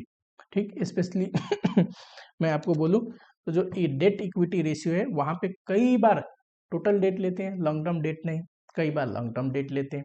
इक्विटी में कई बार उसको इंटरप्रेट किया जाता है इक्विटी शेयर होल्डर फंड, कई बार इंटरप्रेट किया जाता है शेयर होल्डर फंड। मैं क्या करता हूँ, long term date divide by share holder fund. ठीक है, मार्क्स क्या मिलेगा? फुल मार्क्स मिलेगा। चलो करो फटाफट से। ठीक है, नेक्स्ट क्वेश्चन की ओर बढ़ते हैं, फटाफट से नोटिंग कर लो। ठीक है, चलो थोड़ा इसको इरेज करते हैं। रेशियो में हमेशा आपको प्रैक्टिस बहुत करना है, क्योंकि ये छोटे छोटे फार्मूला बेस्ड क्वेश्चन है, इसमें पढ़ाने लिए कंसेप्ट बहुत ज़्यादा है नहीं। अगला जो चैप्टर है ना, कैपिटल स्ट्रक्चर, वहाँ से आपको समझ में आएगा कि रियली में फाइनेंस होता क्या है। अब धीरे धीरे चैप्टर डेप्थ में पढ़ेंगे, जहाँ पे ये फार्मूला वगैरह कम होगा पर समझने के लिए बहुत होगा। ठीक, और रेशियो में कितना भी क्वेश्चन करा दे वो कम ही होगा, क्योंकि हर एक क्वेश्चन जो होता है ना, छोटा छोटा ट्विस्ट एंड टर्न्स अलग ही होते हैं। प्रैक्टिस करोगे तभी आपको समझ में आएगा ये कहाँ से ब्रेक होगा, एंड ऑटोमेटिकली आपकी कॉन्फिडेंस बढ़ेगी।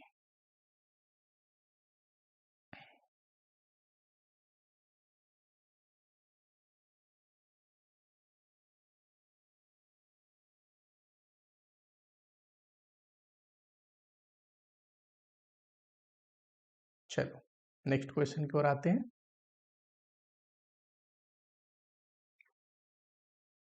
क्वेश्चन नंबर 8 है, क्या कहता है?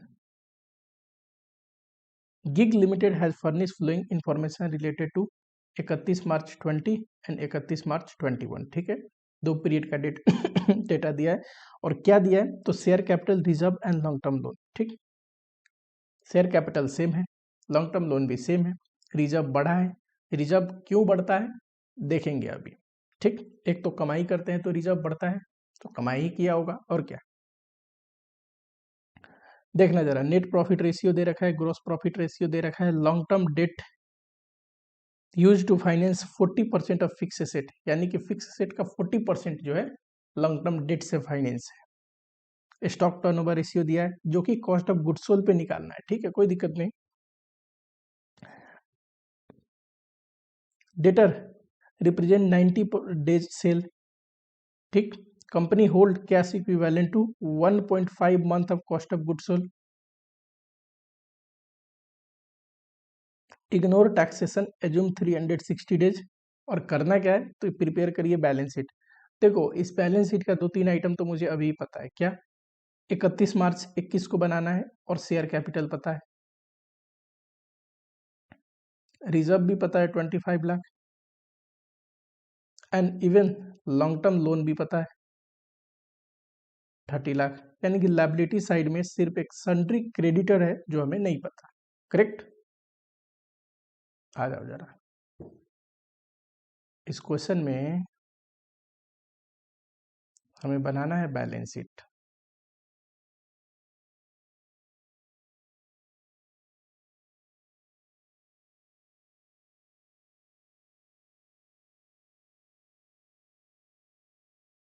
Correct,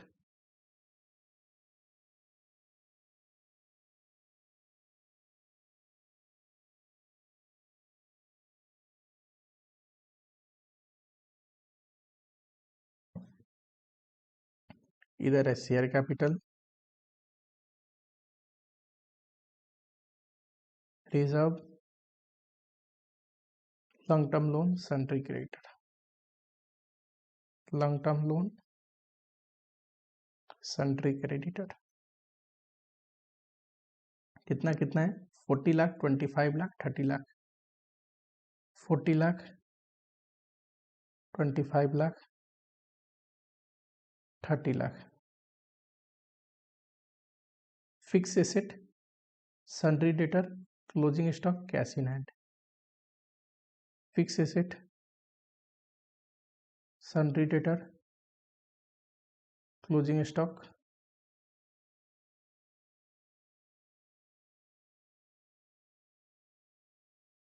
cash in hand. Correct, ये टोटल होगा। ठीक है, करो फटाफट। चलो फटाफट से देखते हैं क्या कह रहा है। Long term loan has been used to finance 40% of fix asset.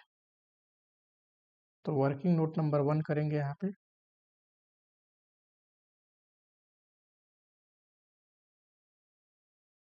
जो लॉन्ग टर्म लोन है ना, वो क्या है? 40% ऑफ फिक्स एसेट। करेक्ट, तो फिक्स एसेट कैसे निकलेगा?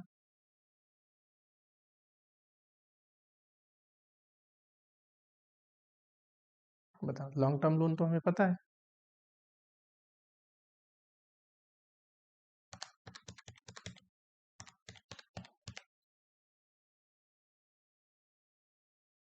$75 लाख आया। दूसरा देखो, पता है ये जो रिजर्व में चेंज है, रिजर्व में चेंज है, अगर आप पीएल अप्रोप्रिएशन बनाओगे, इतना बनाने की जरूरत नहीं, मैं आपको याद दिला रहा हूँ, 12th में आपने पढ़ा होगा। तो यहाँ पे बैलेंस बीडी होता है, जो हमारा ओपनिंग रिजर्व है, कितना है? 20। यहाँ पे होता है बैलेंस सीडी, जो हमारा क्लोजिंग रिजर्व है। इस साल की कमाई यहाँ पे होती है नेट प्रॉफिट। और कोई ट्रांसफर वगैरह है, या फिर ट्रांसफर तो कम ही होता है, प्रपोज डिविडेंड वगैरह है, प्रपोज डिविडेंड तो ये इधर आता है। करेक्ट, अब देखिए जरा, ये सब तो इन्फॉर्मेशन नहीं दे रखा, लेकिन दे क्या रखा है? ये और ये नेट प्रॉफिट आ जाएगा बैलेंसिंग फिगर। कैसे? ओपनिंग रिजर्व था 20 लाख और लास्ट में हो गया रिजर्व 25 लाख, तो 5 लाख इस बार कमाया होगा, तभी तो रिजर्व में जुड़ा होगा और 25 लाख हुआ होगा। तो नेट प्रॉफिट लिखो, नेट प्रॉफिट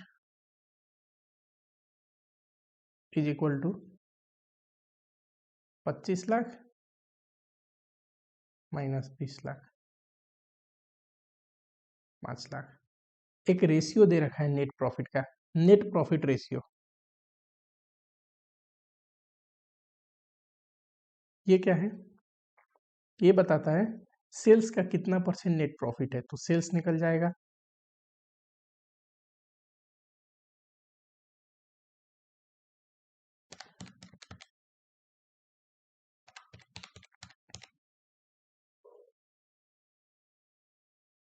अच्छा, ग्रॉस प्रॉफिट रेशियो भी दे रखा है 20%, तो कॉस्ट ऑफ गुड्स सोल्ड कितना होगा? सेल्स का 80%।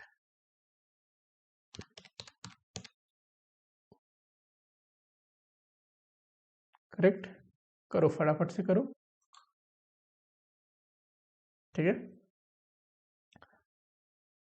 ग्रॉस प्रॉफिट रेशियो कितना है? 20, तो cost of goods sold sales का 80%। यहाँ देखिए, इन्वेंट्री टर्नओवर रेशियो दे रखा है कितना? 4। Inventory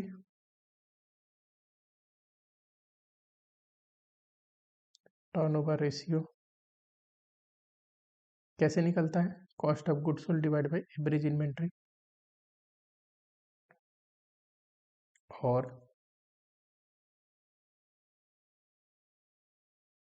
average inventory.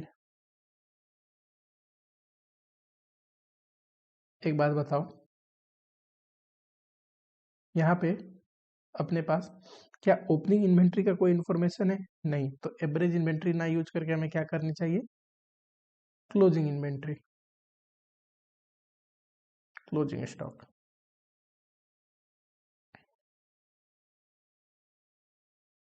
Closing stock कितना आएगा?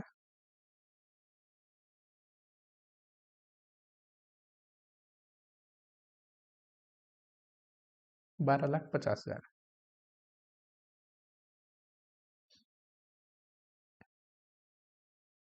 ठीक है, अब जरा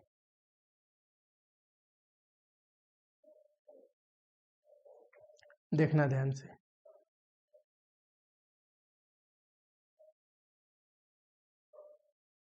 कहता है डेटा रिप्रेजेंट 90 डेज सेल। तो डेटर होगा, टोटल सेल्स कितना है? एन, इतना ही है ना? हाँ, 360 डेज लेना है। 90 डेज का सेल हमेशा डेटर में फंसा रहता है।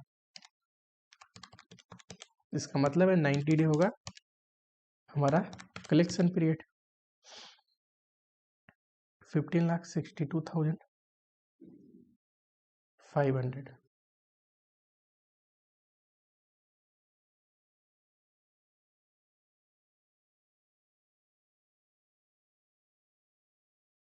कैश इन हैंड के बारे में कह रहा है।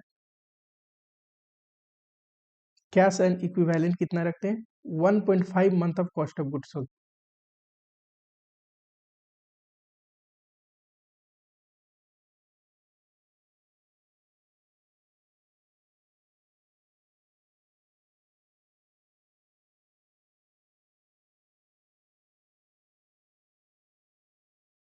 जितना टोटल खर्चा आने वाला है उसका 1.5 महीने का हिसाब हम रखते हैं as a cash in hand.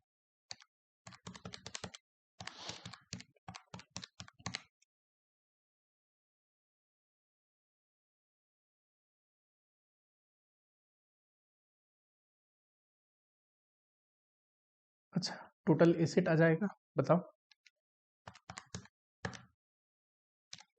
75 plus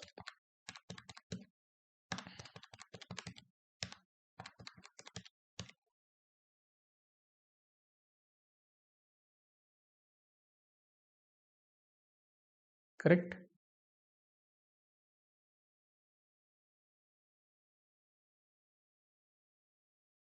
ये लायबिलिटी निकाल लोगे। जब हमें टोटल लायबिलिटी साइड पता है और ये पता है तो लायबिलिटी नहीं आ जाएगा।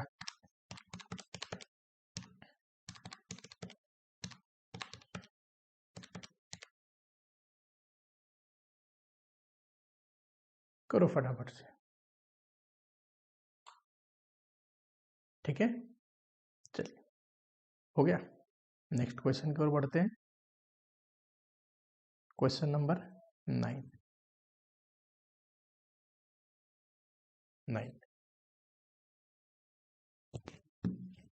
Question number 9। डोंट वरी, बहुत जल्दी ही एफएम की क्लास भी रेगुलर हो जाएगी। कॉस्टिंग की क्लास अब एंड में आने वाला है, उसके बाद एफएम की क्लास में रेगुलर कर दूंगा। ठीक है, एंड एफएम की क्लास जब रेगुलर होगी तो एफएम की क्लास की ड्यूरेशन भी थोड़ा बढ़ा दिया जाएगा। आराम से आपका कंप्लीट हो जाएगा कोर्स शेड्यूल टाइम में। डेटर वेलोसिटी, ये क्या है? Debtor collection period. Creditor stock का टर्नओवर रेशियो दे रखा है। ग्रॉस प्रॉफिट दिया है। Bills receivable, bills payable, cross profit ratio, asset turnover ratio. ठीक है, ध्यान से देखना। यहाँ पे सॉरी, ग्रॉस प्रॉफिट रेशियो दिया है, यहाँ पे ग्रॉस प्रॉफिट दिया है। जब कोई रेशियो भी दे और उसका वैल्यू भी दे तो वहां से क्वेश्चन ब्रेक हो जाएगा। ठीक, याद रखना है आपको। Closing stock of a period is 10,000 above opening stock, यानी कि ओपनिंग स्टॉक और क्लोजिंग स्टॉक का इंफॉर्मेशन दे रहा है। तो जो इन्वेंट्री टर्नओवर रेशियो है, इस किस पे निकालेंगे? Cost of goods sold divide by average inventory पे निकालेंगे। क्यों? क्योंकि सर हमें इन्वेंट्री, ओपनिंग इन्वेंट्री का रिलेशन या वैल्यू दिया हुआ है। चलो,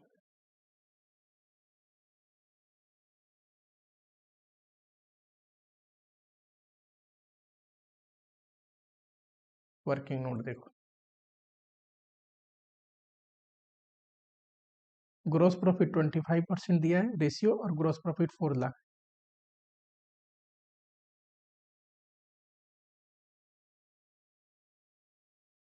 पता है ग्रॉस प्रॉफिट रेशियो क्या बोलता है कि सेल्स का कितना परसेंट ग्रॉस प्रॉफिट है। ये 25% है, तो सेल्स का 25% अगर 4 लाख है तो सेल्स कितना होगा,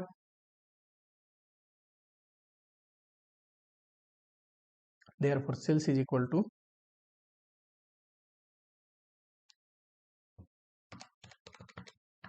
ये हो गया 16। अच्छा, तो कॉस्ट ऑफ गुड्स सोल्ड कितना होगा, 12 लाख। अगर सेल 16 लाख है, ग्रॉस प्रॉफिट ये है, तो कॉस्ट ऑफ गुड्स सोल्ड आएगा 12 lakh. Correct. Inventory turnover ratio देखो,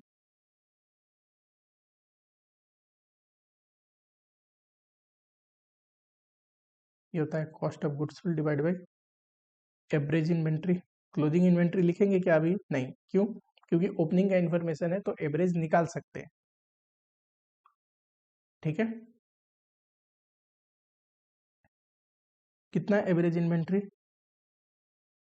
यहाँ देखो स्टॉक टर्नओवर रेशियो कितना है 1.5, cost of goods sold 12 lakh,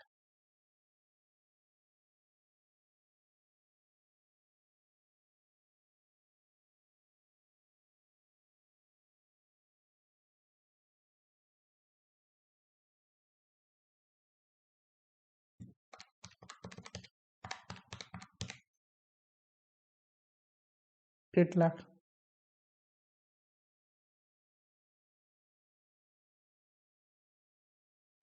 और बताइए एवरेज इन्वेंट्री का फॉर्मूला क्या है, opening plus closing divide by 2।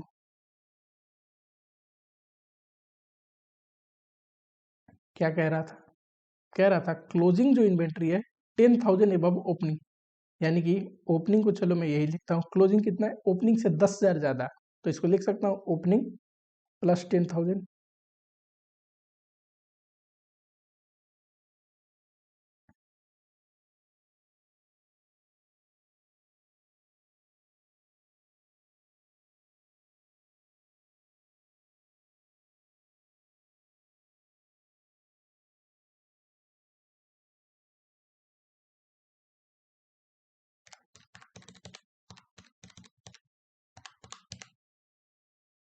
$7,95,000, ये तो ओपनिंग स्टॉक है, देयरफॉर क्लोजिंग स्टॉक कितना आएगा, ओपनिंग स्टॉक से 10,000 हायर।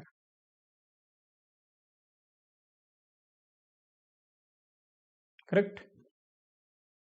चलो आगे देखते हैं, ये कौन सा वर्किंग था, 2। 3 देखिए जरा,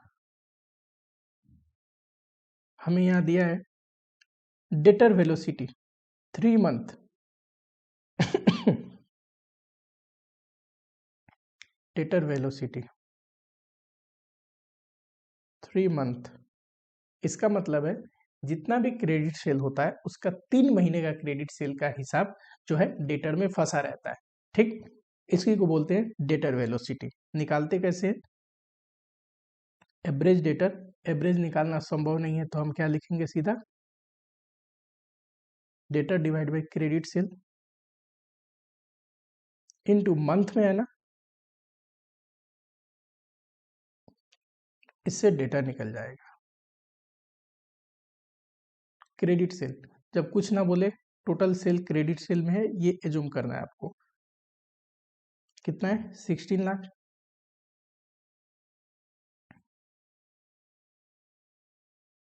बताओ,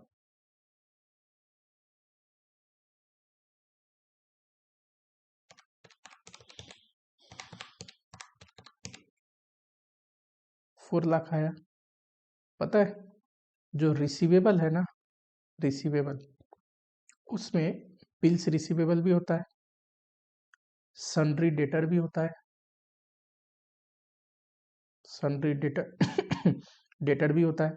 करेक्ट, ये जो हमने डेटर निकाला है ना, ये रिसीवेबल का वैल्यू है, टोटल अकाउंट रिसीवेबल का। जिसमें बिल्स रिसीवेबल और सन्ड्री डेटर भी है, तो इसी में sundry debtor and bills receivable भी है। ठीक, ये टोटल डेटर है, टोटल अकाउंट रिसीवेबल है, जिसमें अगर मैं बोलूं बिल्स रिसीवेबल 25,000 है, तो बताइए सन्ड्री ये कितना होगा, 3,75,000। ठीक है, हमें पूछा क्या क्या है, पूछा है सन्ड्री डेटर, ये तो मैं निकाल चुका, पूछा है sales and cost of goods sold, ये भी निकाल चुका पूछा है क्लोजिंग स्टॉक, ये भी निकाल चुका, 8,05,000। अब पूछा है sundry creditor and fix asset, कोई दिक्कत नहीं। कौन सा वर्किंग था, 3, चलो 4 में सन्ड्री क्रेडिटर जरा निकालते हैं। हमें इतना पता है क्रेडिटर परचेज पे निकलता है। ठीक, कैसे निकलेगा, opening stock plus purchase less closing stock is equal to cost of goods sold. कोई डायरेक्ट खर्चा ना हो तो ओपनिंग प्लस परचेज, डायरेक्ट खर्चा होता तो वो भी जोड़ते, माइनस क्लोजिंग स्टॉक करते, कॉस्ट ऑफ गुड्स सोल्ड आता है। ओपनिंग स्टॉक पता है हमको, परचेज निकालने हैं, क्लोजिंग स्टॉक पता है, कॉस्ट ऑफ गुड्स सोल्ड पता है। देयरफॉर परचेज निकल जाएगा क्या, बताइए, 12 lakh.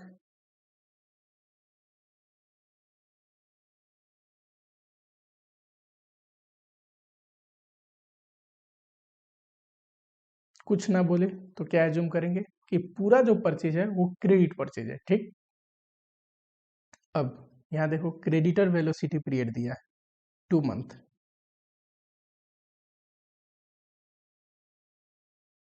Assuming all purchase is या परचेजेस आर क्रेडिट परचेज। ठीक है, देखो क्रेडिटर वेलोसिटी पीरियड दिया है, कितना दिया है, 2 मंथ। कैसे निकलता है ये निकलेगा क्रेडिटर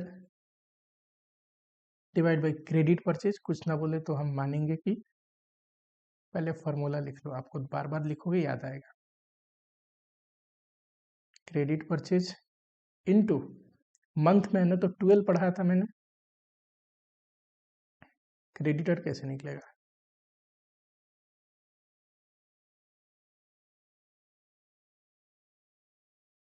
बताओ।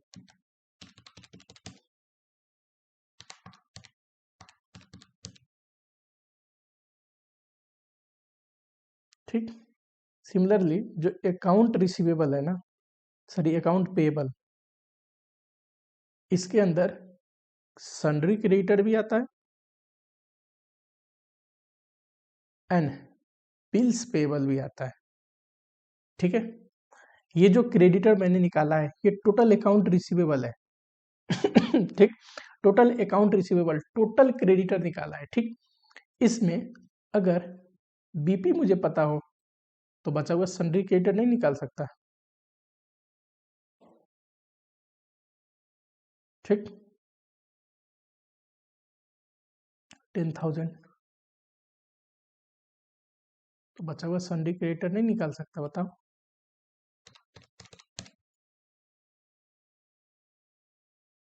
करो जरा फटाफट से लिखो। और कुछ पूछा है, फिक्स एसेट देखना जरा, फिक्स एसेट के लिए भी दे रखा है, ये तो बहुत आसान हो गया। फिक्स एसेट टर्नओवर रेशियो 4 है, फिक्स एसेट टर्नओवर रेशियो कितना है, ये निकलेगा कैसे, तो टर्नओवर डिवाइड में फिक्स एसेट, करेक्ट, ये 4 है। बताइए टर्नओवर हमें पता है ना 16 लाख, देखो यहाँ पे निकाल रखा है, टर्नओवर तो पहले ही में निकाला था हमने, ये रहा 16 लाख।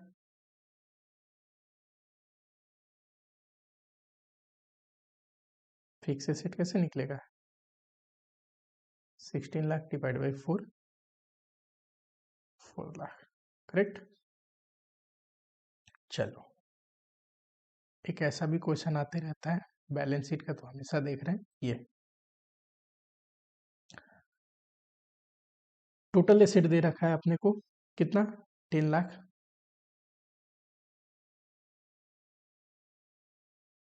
टोटल एसेट दे रखा है 10 लाख। ठीक। 50% डेट टू एसेट रेशियो 50%, इसका 50% डेट से है, 5 लाख का डेट होगा। तो बताओ बचा हुआ इक्विटी होगा 5 लाख का। करेक्ट। इंटरेस्ट कितना है? 10% इंटरेस्ट रेट है डेट का 10%। देयरफॉर चलो इसको पेपर पे लेके चलते हैं।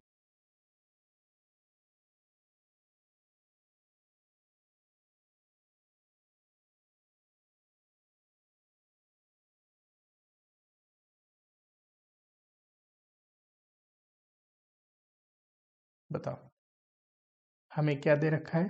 इंटरेस्ट रेट दे रखा है। इंटरेस्ट रेट कितना? 10%। डेट ये रहा और इंटरेस्ट रेट ये रहा, तो टोटल इंटरेस्ट का अमाउंट निकल जाएगा 50,000। करेक्ट। आगे देखो, कहता है जो डायरेक्ट कॉस्ट है ना 10 टाइम्स ऑफ इंटरेस्ट है। डायरेक्ट कॉस्ट कितना है? इसी को कॉस्ट ऑफ गुड्स सोल्ड बोलते हैं। 10 times of interest. Correct. Operating expense दे रखा है। Goods are sold to customer at a margin of 50% on direct sale और टैक्स रेट है 30%। कह रहा है जो सेल्स है ना वो डायरेक्ट कॉस्ट का 50% और मार्जिन जोड़ के कस्टमर को बेचते हैं। पूछा क्या है? नेट प्रॉफिट मार्जिन निकालिए। इसके लिए नेट प्रॉफिट चाहिए।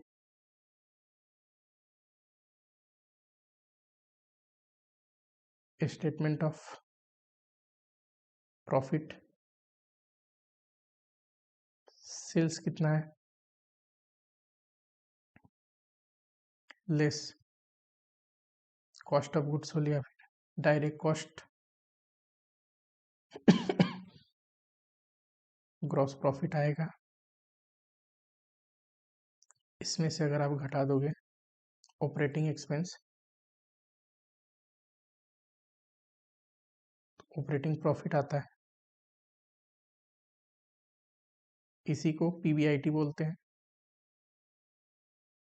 ऑपरेटिंग एक्सपेंस दे रखा है कितना? 1 लाख।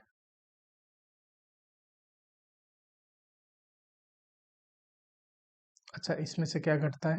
इंटरेस्ट।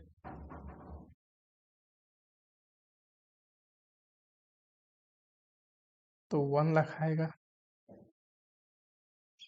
पीबीटी, और इसमें से घटेगा टैक्स जो कि है 30%, तो 70,000 आएगा नेट प्रॉफिट या पैट।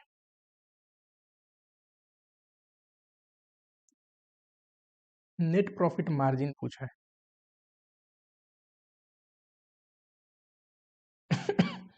नेट प्रॉफिट मार्जिन पूछा है, कैसे निकलता है? PAT divide by sales into 100।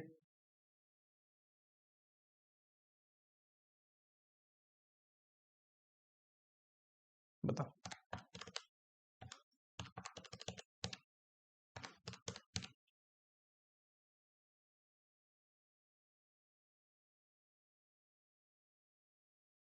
Net operating profit margin पूछा है। ऑपरेटिंग प्रॉफिट किसको बोलते हैं? पीवीआईटी को।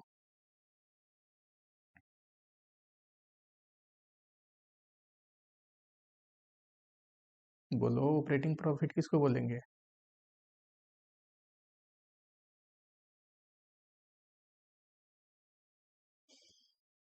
ठीक। पीबीआईटी कितना है? ये रहा 1,50,000।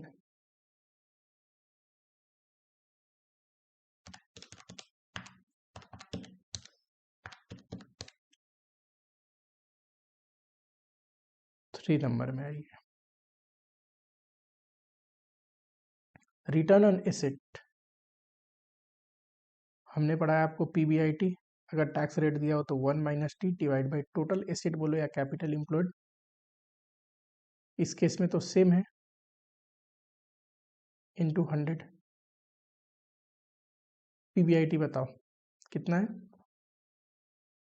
1,50,000।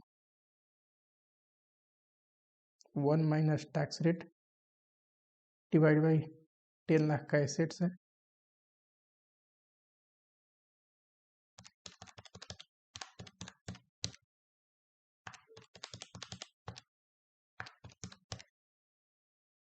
टेन 10.5%।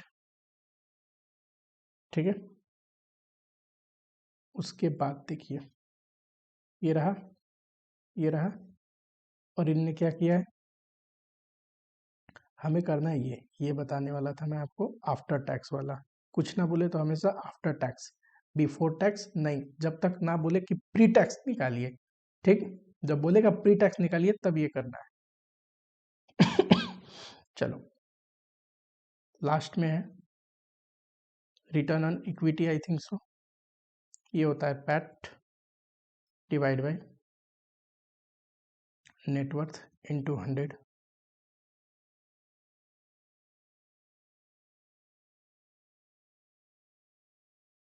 करो फटाफट से। ये 70,000 डिवाइड बाई 5 लाख इंटू 100, 14%। ठीक है, ये ठीक किया है 14%। चलो क्लास को यहाँ पे एंड करते हैं। थोड़ा बहुत आप लोग प्रैक्टिस करना, नेक्स्ट क्लास में थोड़ा बहुत एक आध क्वेश्चन और बढ़िया बढ़िया कराने के बाद मैं नया चैप्टर स्टार्ट करूंगा, और नया चैप्टर होगा कैपिटल स्ट्रक्चर। ठीक है, चलिए मिलता हूँ आप लोगों से नेक्स्ट लेक्चर में। टिल चैनल को सब्सक्राइब करना है, वीडियो को एक लाइक कर देना है, एंड जो भी डाउट हो मन में कमेंट बॉक्स में लिखना है। ठीक है, चलो।